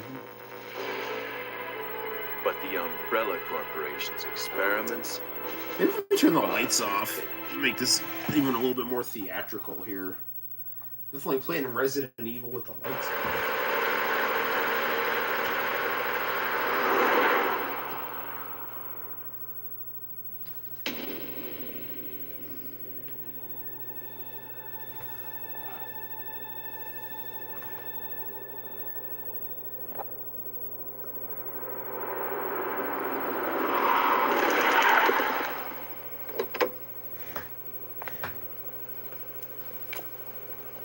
What have we got here?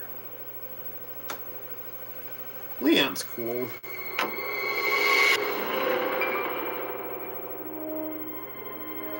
I don't know. I don't know whose story I like better, Leon's or Claire's.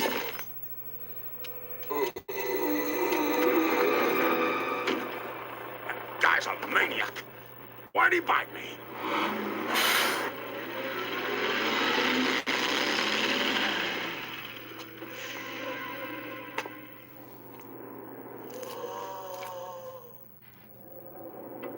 Man, what a mess. What could have done this? What was that? What are these things? All right, that's far enough. Man, where's Michael Jackson when you need him? You just turn these zombies into highly trained studio dancers.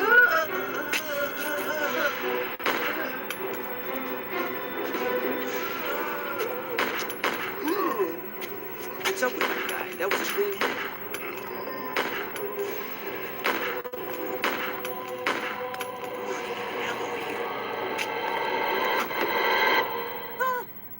Wait! Don't shoot! Get down! We can't stay out here. Head to the police station. It'll be a lot safer.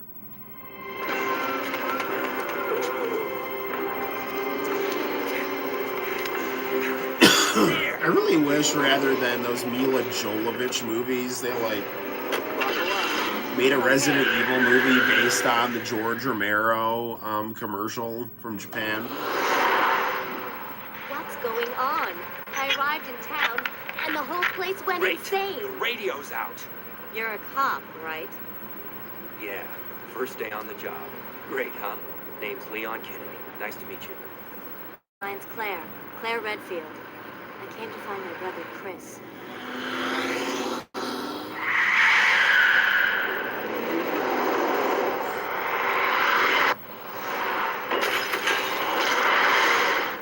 Hey, could you open the glove box?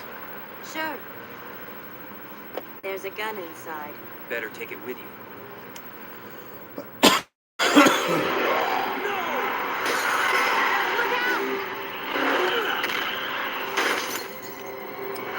I saw a review. I never played Resident Evil 3. I've only played the first two. They're saying how in like Resident Evil 3, the remake, they tried to make Jill Valentine all like rough and unfeminine. It's really stupid.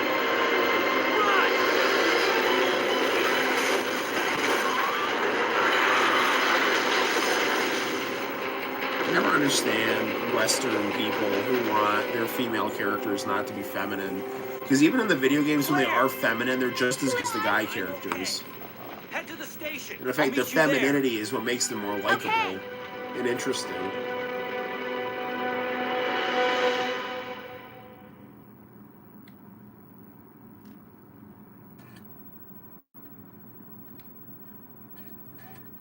They were parted by an unescapable destiny. This is just the beginning of their worst nightmare.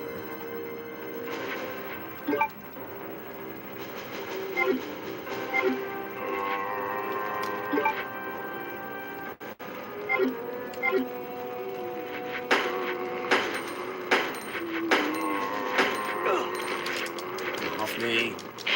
No. Off. Get off.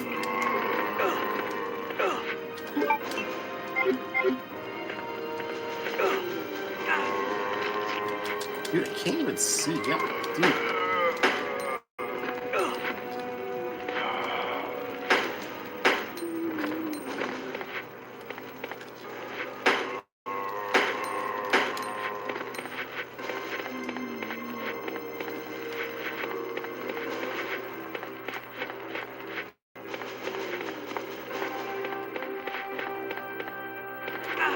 God darn it.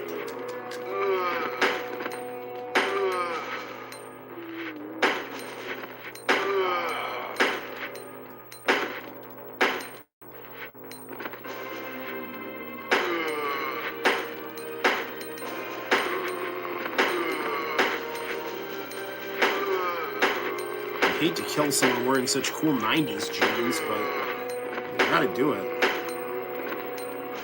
Dude!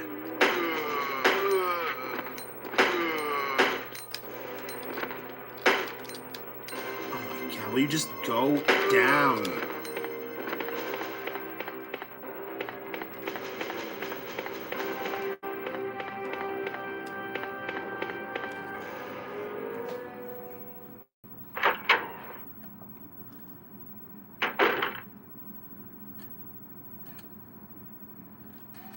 Freeze! Who are you? What are you doing here? Hold your fire! I'm a human!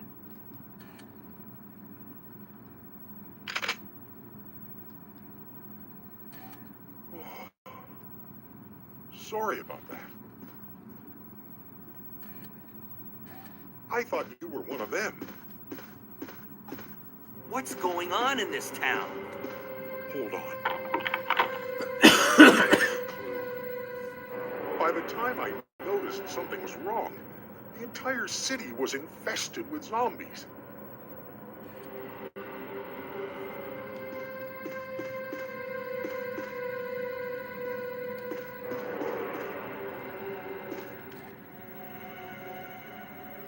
Sure.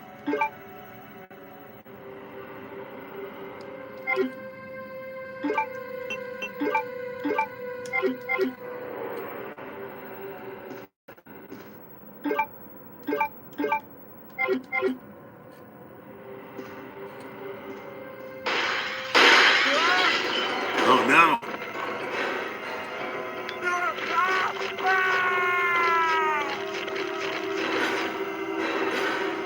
No, the cool old guy. We got a shotgun.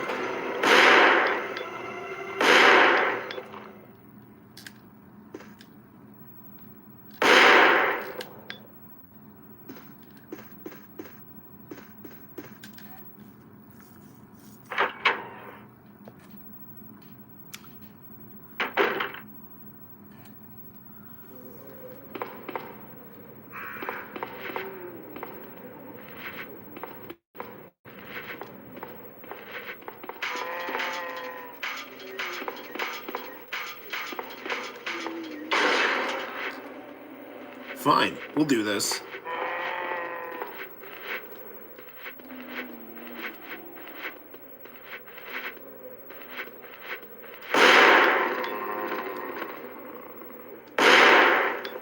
This is for that cool chubby shop owner that you all ate.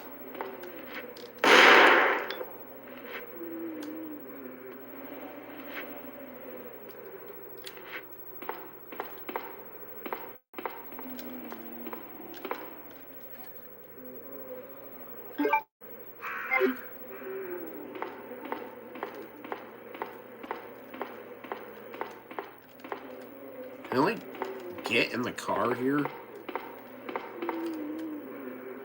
I guess not.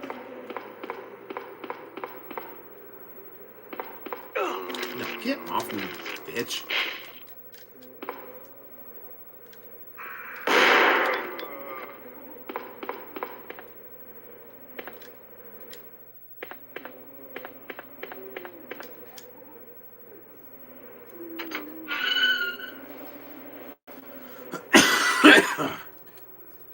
Excuse me.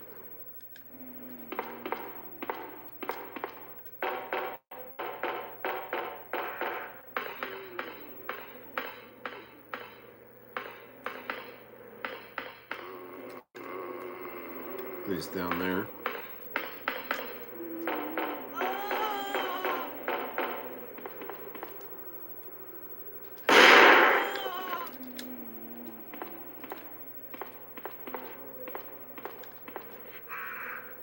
Chris Redfield. I got a shotgun.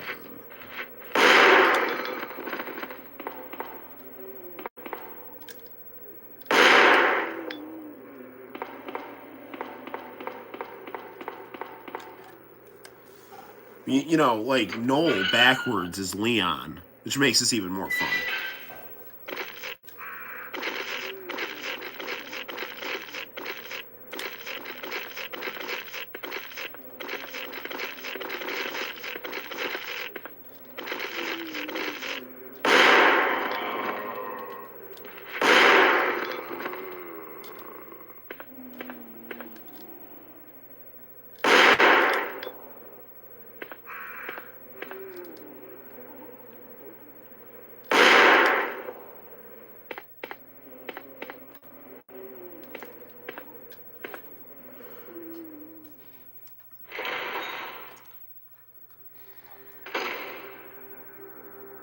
I'm guessing this thing's going to be filled with zombies.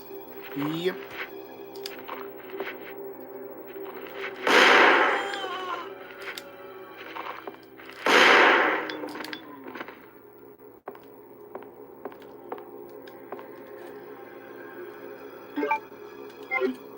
Never have too many handgun bullets.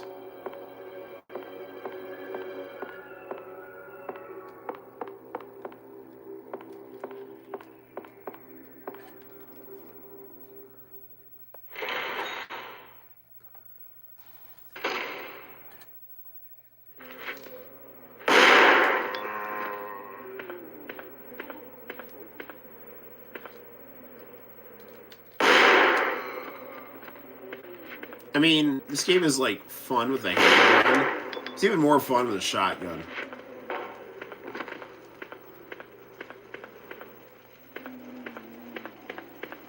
This looks like the police station.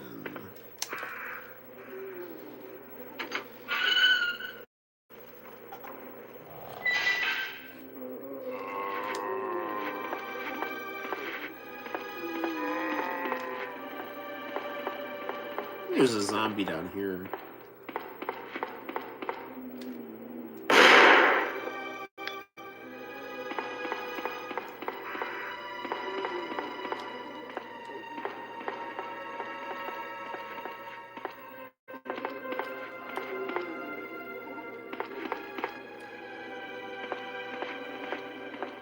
There's some zombies in the garden there.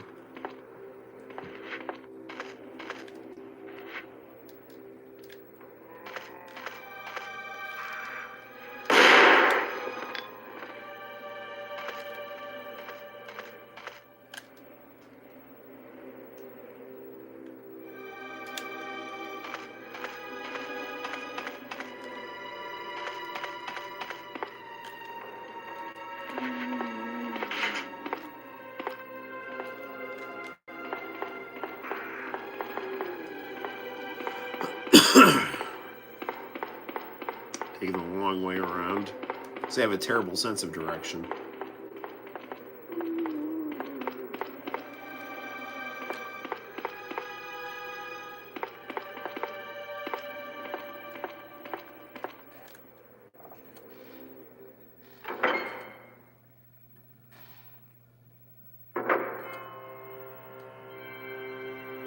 Ah, the police station. Where dreams come true. In this case, they're nightmares. Hey, Starchy, yes, Resident Evil 2.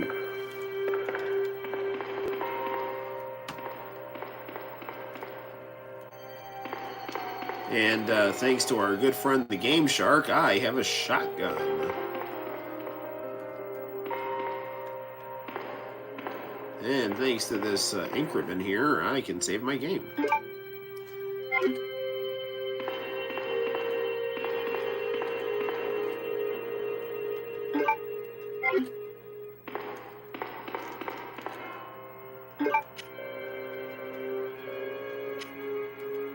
Needs a card key.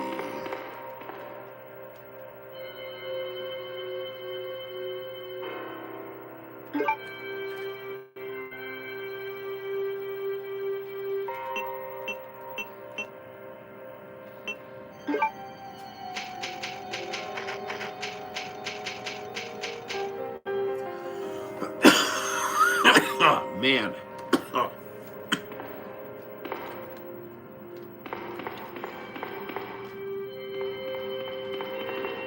I probably should. I don't know. Just left. Yeah.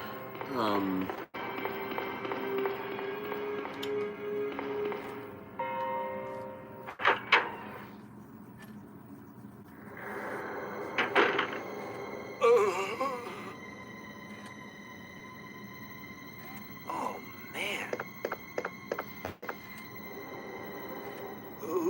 Who are you? Oh, you must be the new guy. Leon. Sorry, but it looks like your party has been canceled. What happened? About 2 months ago, there was this incident involving zombies in a mansion located in the outskirts of this city.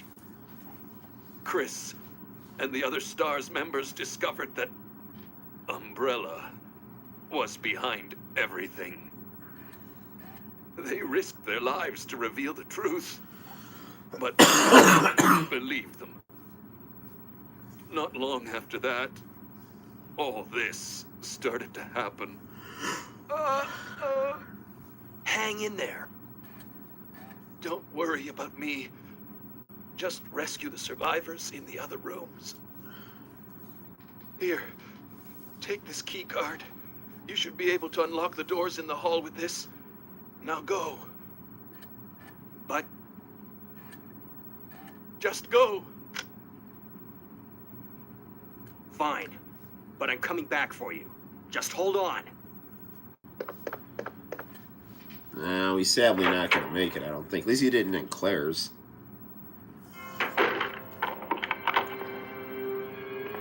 Locked himself in. Because he knew he was going to turn into a zombie.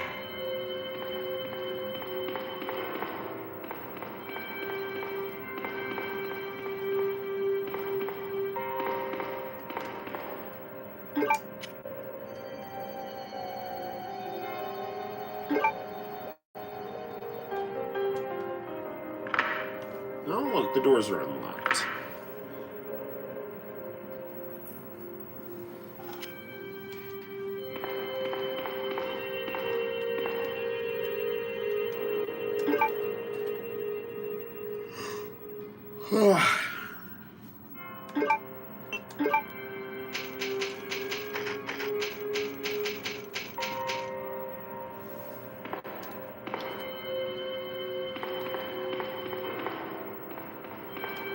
Alright, well, we'll go smash up a few things here, and then we'll probably have to wrap up pretty soon, because it is getting a little late, and I don't want to be totally, like,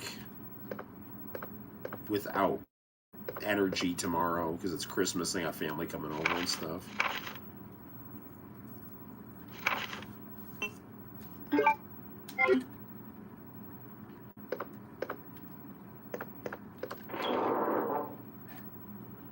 Anything good in the box? There's first aid spray. I don't think I need first aid spray because I got the Game Shark. Maybe I do, I don't know.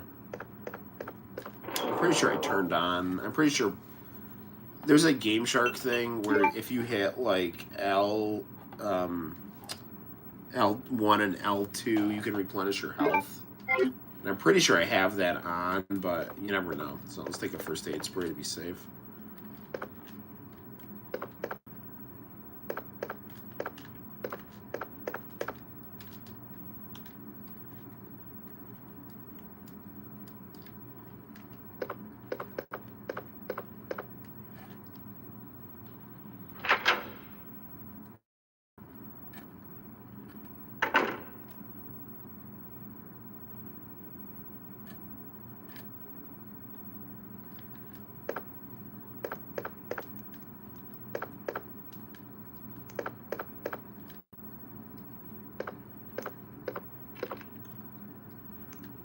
His head's twisted off.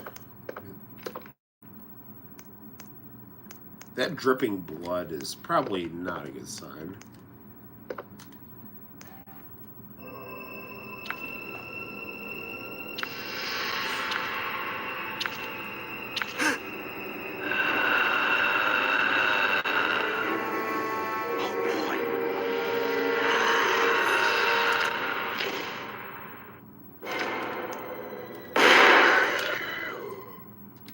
All right, good deal.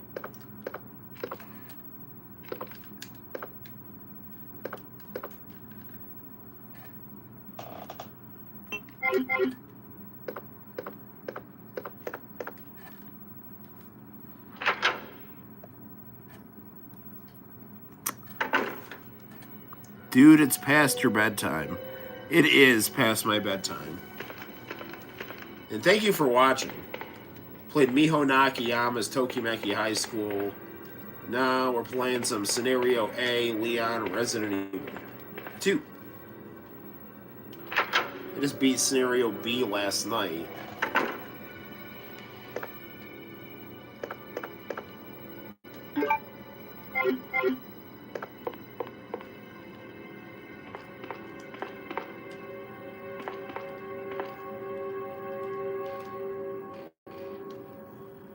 This is the least efficient police station of all time.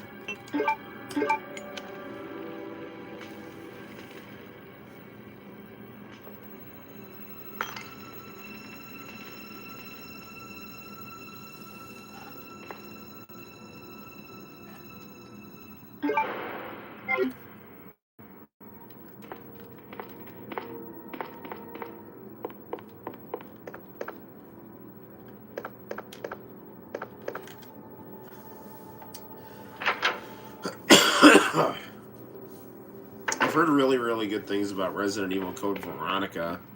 But that was supposed to be the original sequel to this game. So I really do want to play it.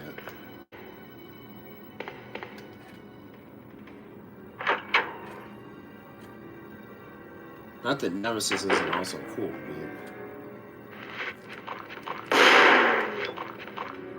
but... Get off me, man.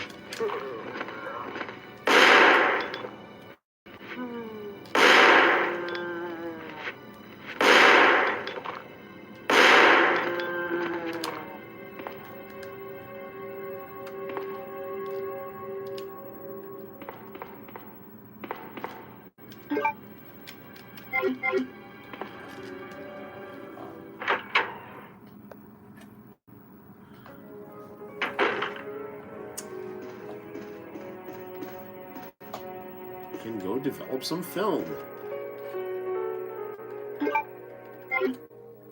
But we probably should save with an ink ribbon here.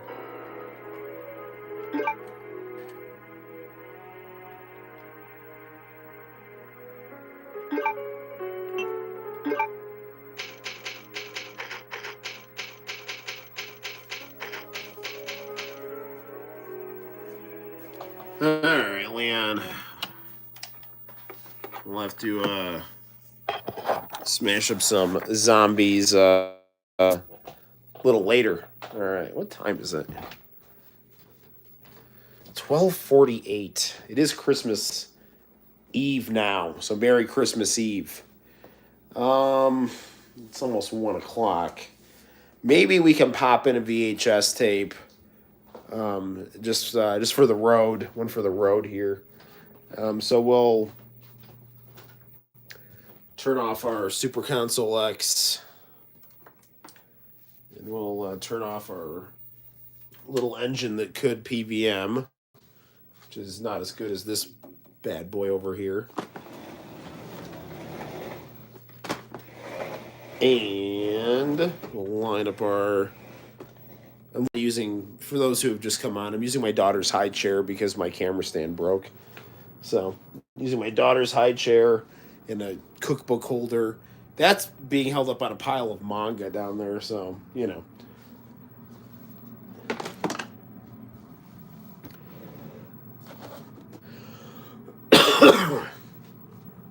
Okay. Get our U log here, and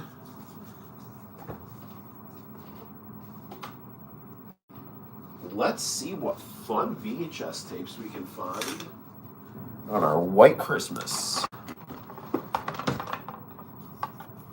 Look, it's me, Noel, right here. Do.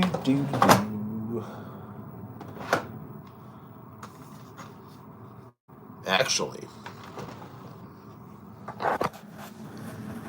we could do something a little special right here. Take a trip by the very pretty Christmas tree, and we can pull out a random VHS tape from the living room TV entertainment center. Okay, what do we got here?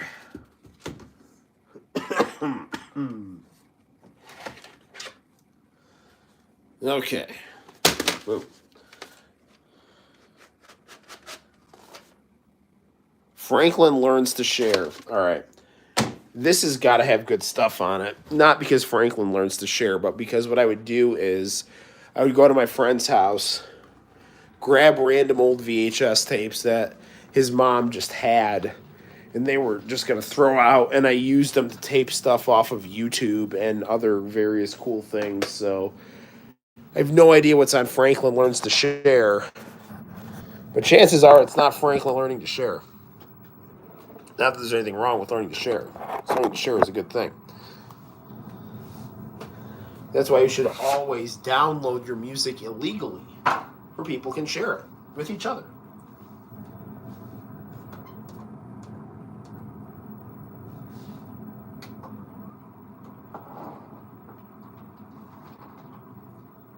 Take that, Metallica. All right. What do we got, Franklin? I'm just kidding. You should buy music and download it for free. Doesn't have to be either or. What is this? Is this Aya Matsuda?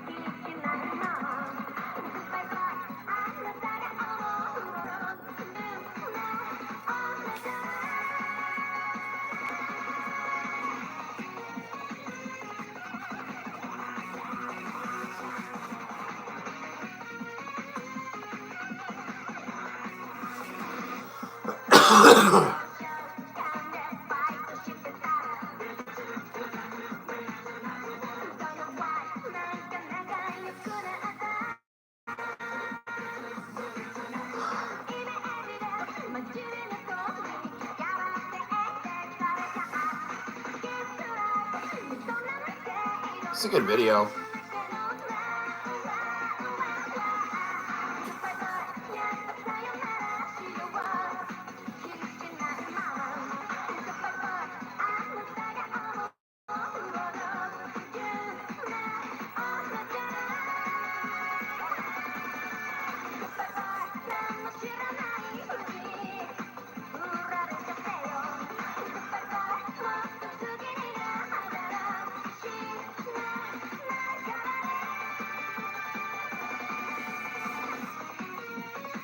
So, you know, I mean, what's good about this video here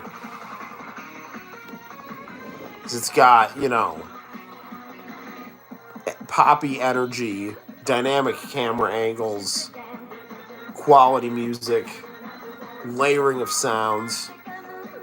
You know, it's just the tops, man.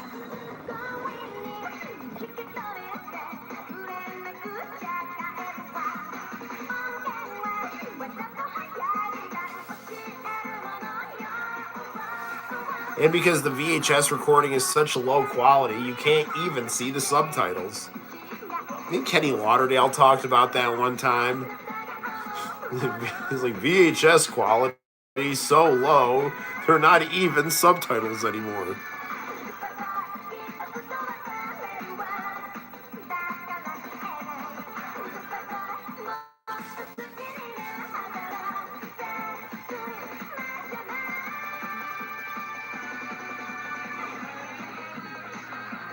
What was that guitar solo?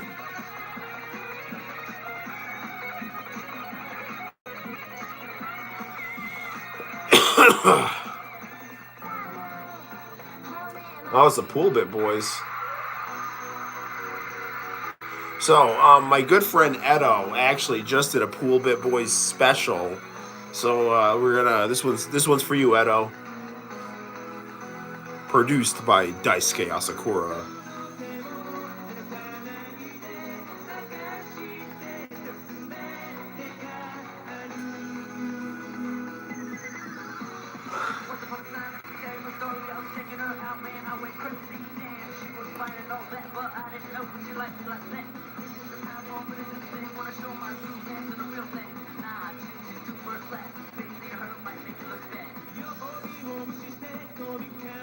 Man, no one produces a backtrack like Daisuke Asakura.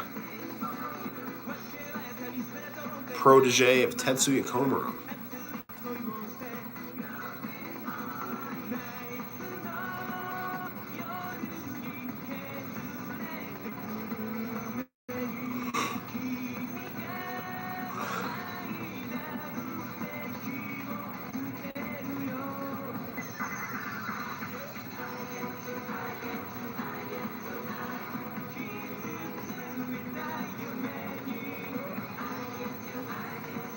You guys got some nice frost tips right there on his hair. Maybe I should, like, I don't know, try to add some frost to the beard. Oh, wait, I already do.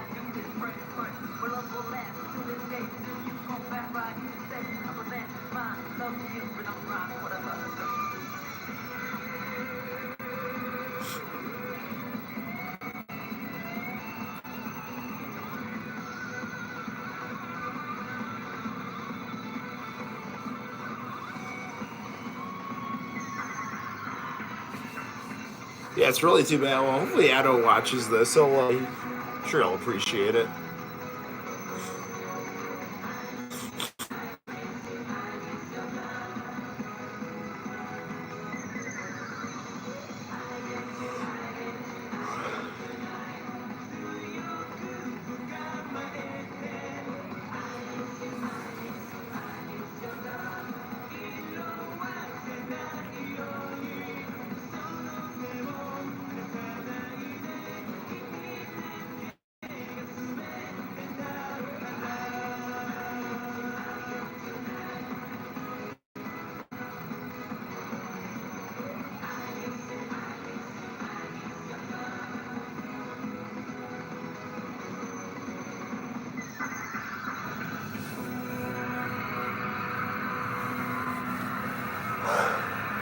Yeah, that is worth some applause right there. It's a quality performance.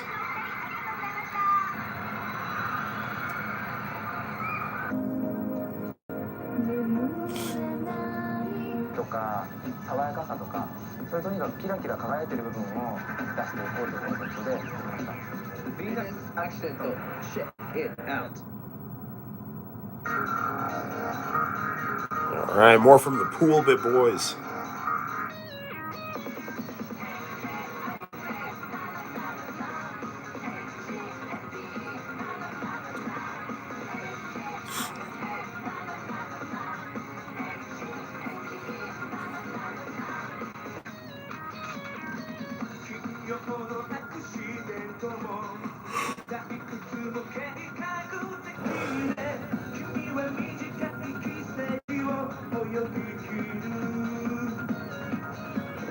Yeah, it's funny. One of my favorite Christmas songs is NSYNC's "Merry Christmas, Happy Holidays." But I don't know, as a boy band, I don't know if NSYNC can hang with the Pool Bit Boys.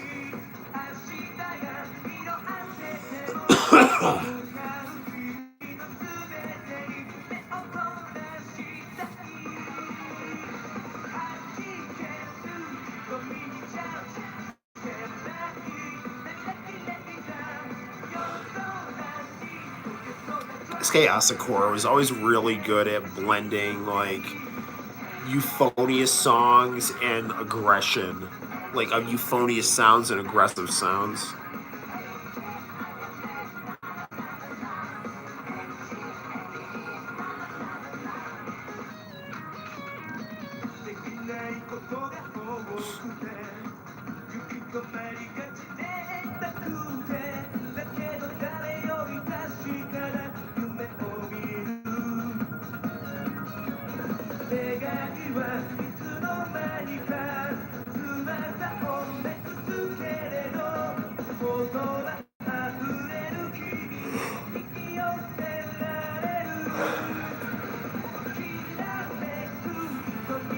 It is not TM Revolution, it's the Pool Bit Boys.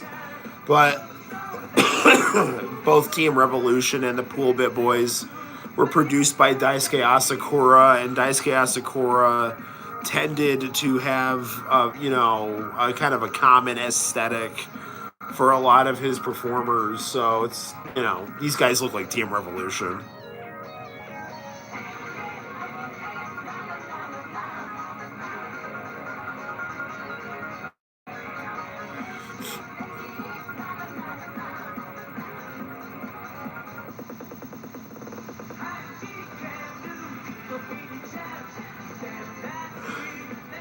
The song is called Venus Accident, which there was another Team Revolution song called Venus, which is one of my favorite songs from him. So there's another commonality between the two.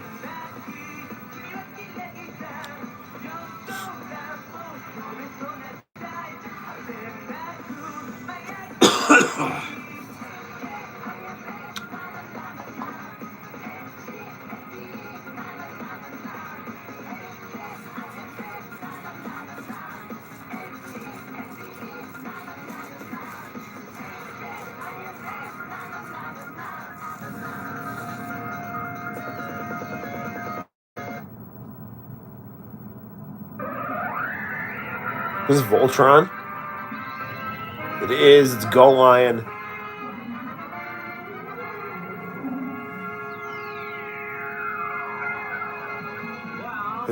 Thinking of Venus from Sailor Moon. +1. +1. +1. Lion.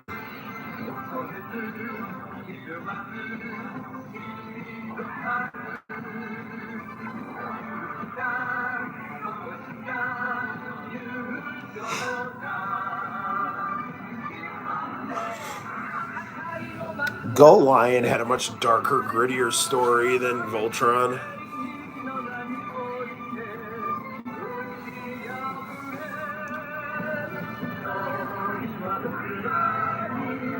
Go, go, go, Lion.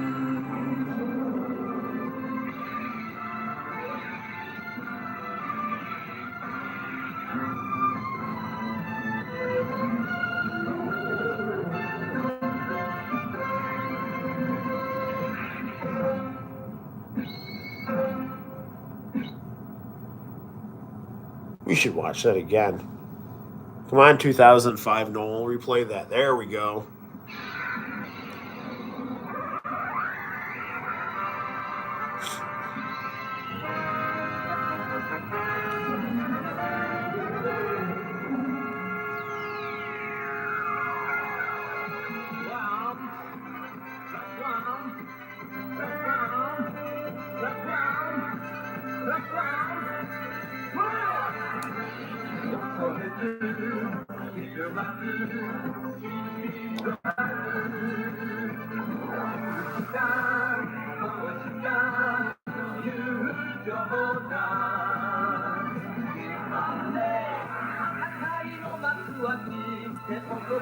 This song has got such a nice nice energy to it. Warm and energetic and colorful.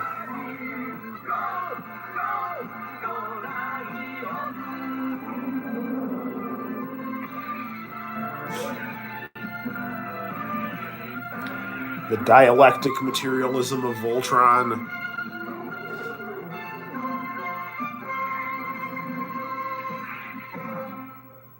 Confucian Collective is all merged into one whole.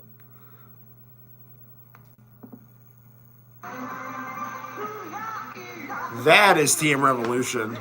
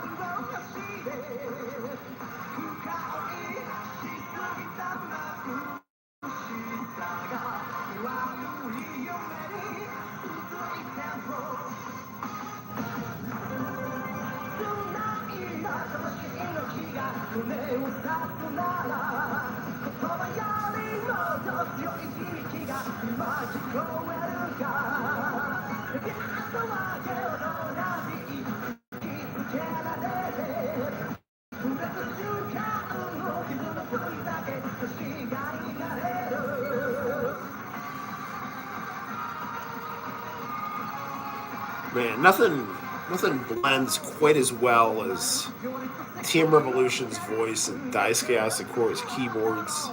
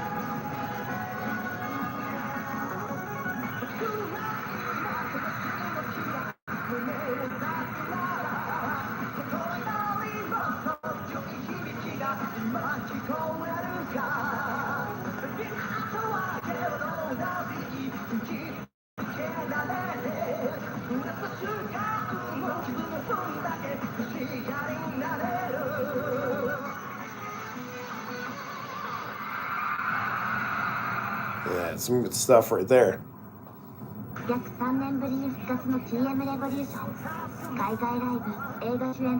That's Venus right there. 新曲は人気アニメのテーマです。先日ニューヨークでライブを行われたそうなんですけども、これ何かアートグラフセッション、はい、なかなかないんですけど。Team Revolution at a signing in New York. It's probably at some anime con or something. Or he was at no, you know what? He was at no, that's not it. That was in California when he was on when he did that cameo for Revolution. That was like some expo in Los Angeles, I think. So this is in New York City. そして最近は、日本だと映画にも出演されたんですよね。今回の役どころはどういうところですか？あんまり言いたくないんですけど。Oh, and he's in a soap opera. 映画っていうとすごいこうやっぱ監督のものってイメージが強いので、仕事がこうしてとかセリフ回しもこうじゃないとか、結構あれこれ言われるんだと思ってたんですけど、じゃあもうちょっとやってみてください。I don't think I'll get in trouble showing this, but I don't know. You never know with Japanese media. You know, like it's 20 years old and whatever, but they'll be the ones that try to copyright strike you, and then it's like, what are you gonna do? So.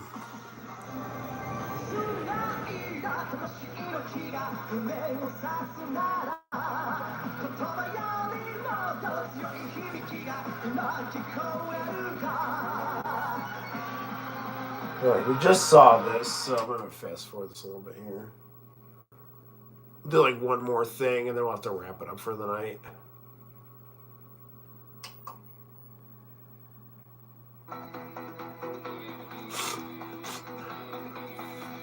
Speaking of Tetsuya Komuro,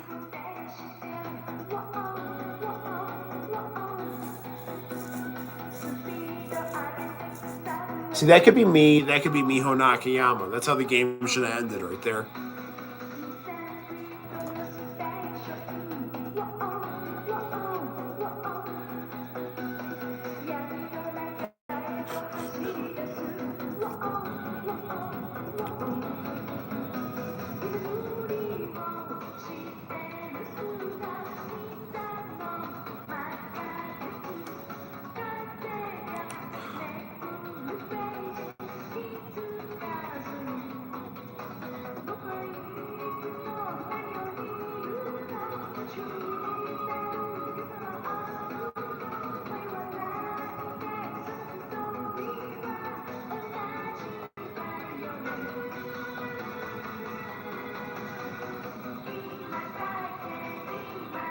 Yeah, that's a great song.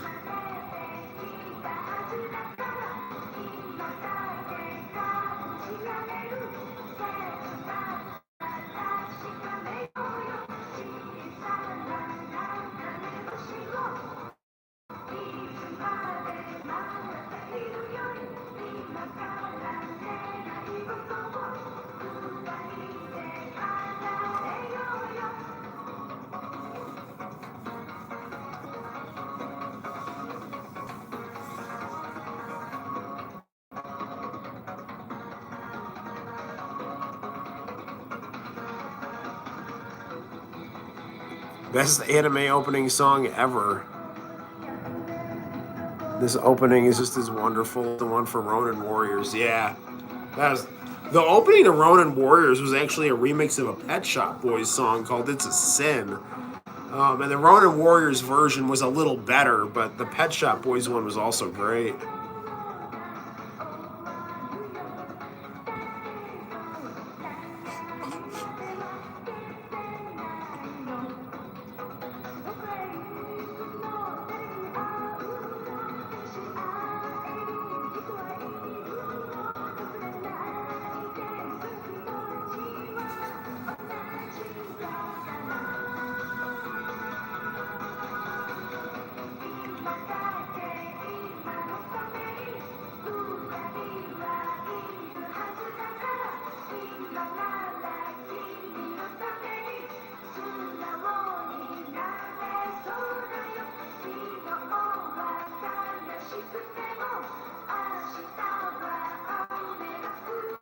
Yes, thank you, Arrow. We finally beat Miho Nakayama. We ended up breaking up, but she just sings all her songs about me, so I don't know what that means. So I contended that we should have had a relationship like Tetsuya Komuro and his female singers. I could be playing keyboards in the back, and she could be belting out the tunes. Yeah, dude, we got a white Christmas up here. Finally, it is like snow globe outside. It's cold. It's crazy. I drove in a blizzard to get Kentucky Fried Chicken, so we could have a Japanese Christmas Eve. Because they always have KFC at Christmas in Japan. And I've got Santino's flu, as you can tell from my voice, but. So we basically just played Miho Nakayama for the first chunk of the stream, and then we played a little Resident Evil 2, and now we're watching this VHS tape of this random cool Japanese stuff I taped off YouTube. Thank you. I'm gonna take some Dayquil and some hot water and honey or something, or NyQuil, I mean. Maybe I can sleep this off. That song was phenomenal.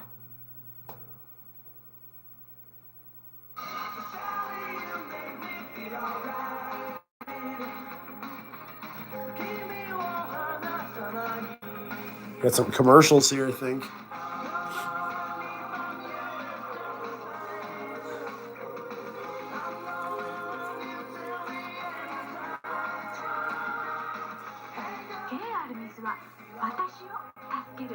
Pocari Sweat.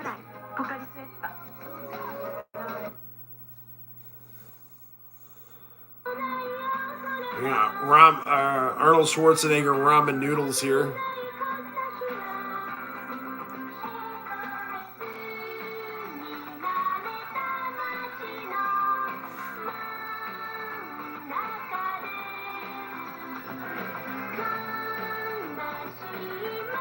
マルテネッガー食べる日清カップヌードル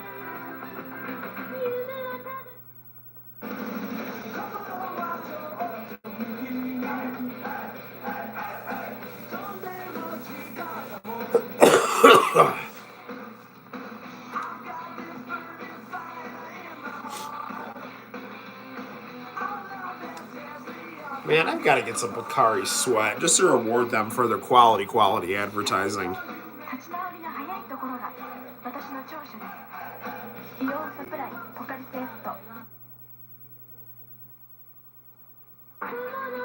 Well, you can tell I like these commercials so much I played them several times. I know I said that last set of videos was going to be the last, but let's see what else we got on here.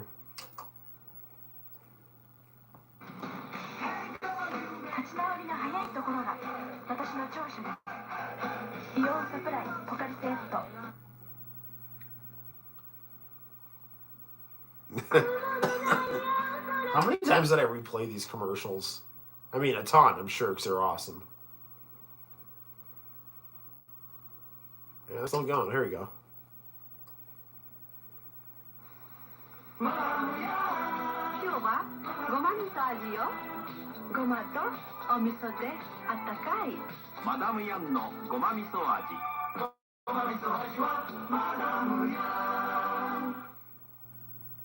I'll give you some warm feels.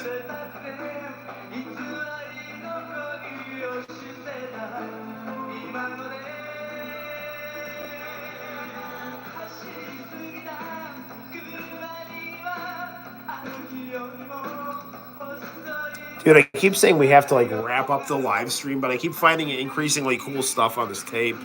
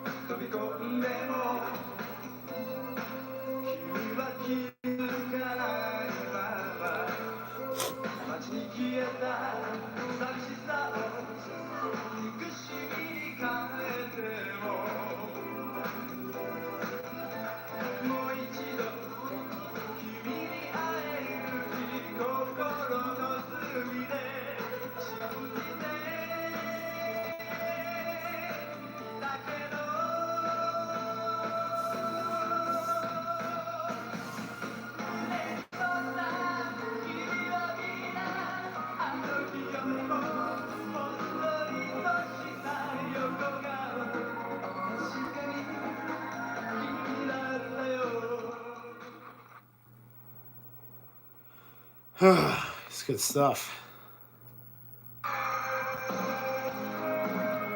Speaking of Daisuke Asakura,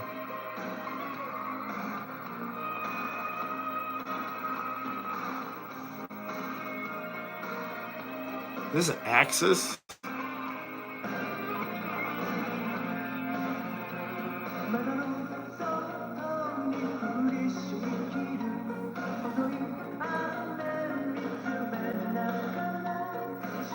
Yes, Christmas is definitely going to KFC.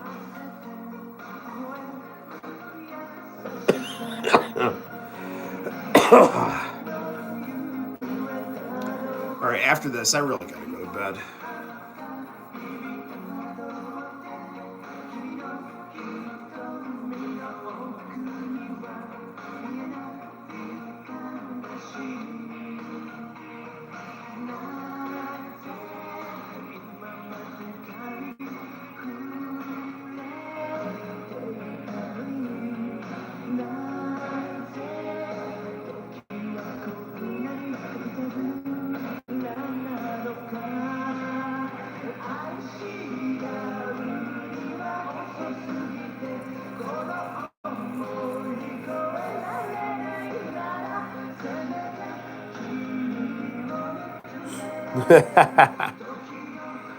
Yes. Now you got Arrow jonesing for some Christmas KFC.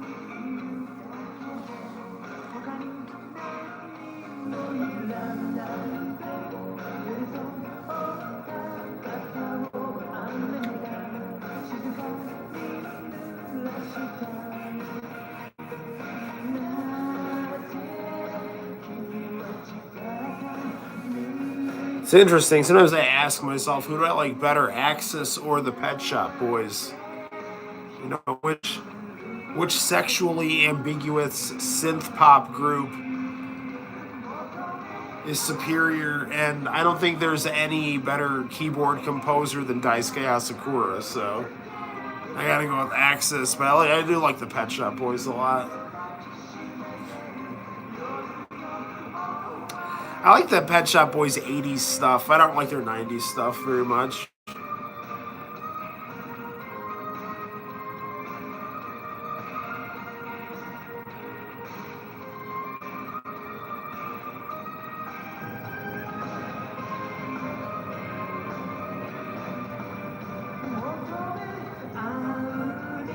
King's Cross. That's a beautiful Pet Shop Boys song. Starts out, there's like this girl in her underwear looking out the window. There's a guy's like wearing a trench coat. He's like completely on fire. And it's just like, I don't know, it's like we got a really cool vibe to it.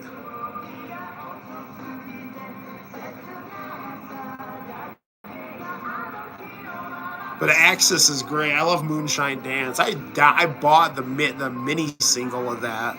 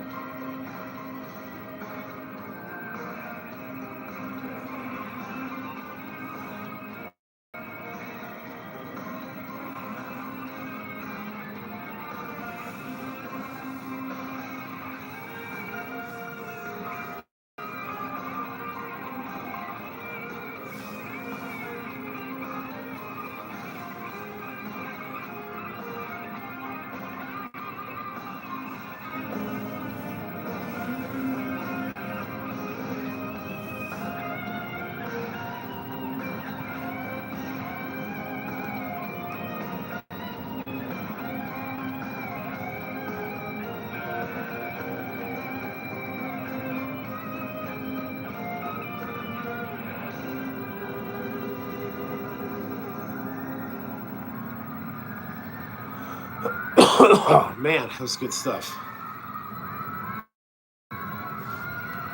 Oof.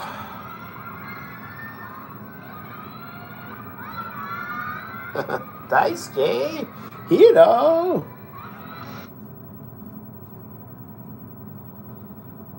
All the girls are going nuts.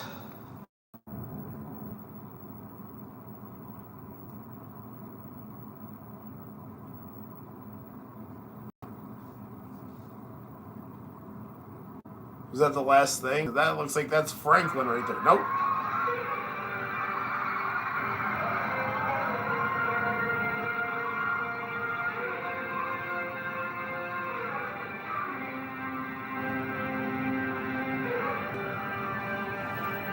I'm not gonna watch this. I'm just curious to see what this is.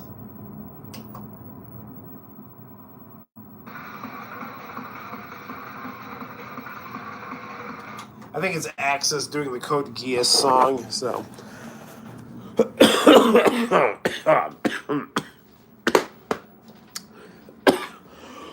Okay. All right, guys. Well, Merry Christmas. Thanks for kicking off the holiday with me. Hope you enjoyed the live stream. Those of you who will be watching in the future, I hope you enjoy the live stream. I hope you have an awesome Christmas. I hope you get to, go to church, spend some time with your family, have a big dinner, and then watch 24 hours of A Christmas Story to a cozy, cozy Christmas tree, wrapped in warmth and the presents that you can only get on this most special of holidays.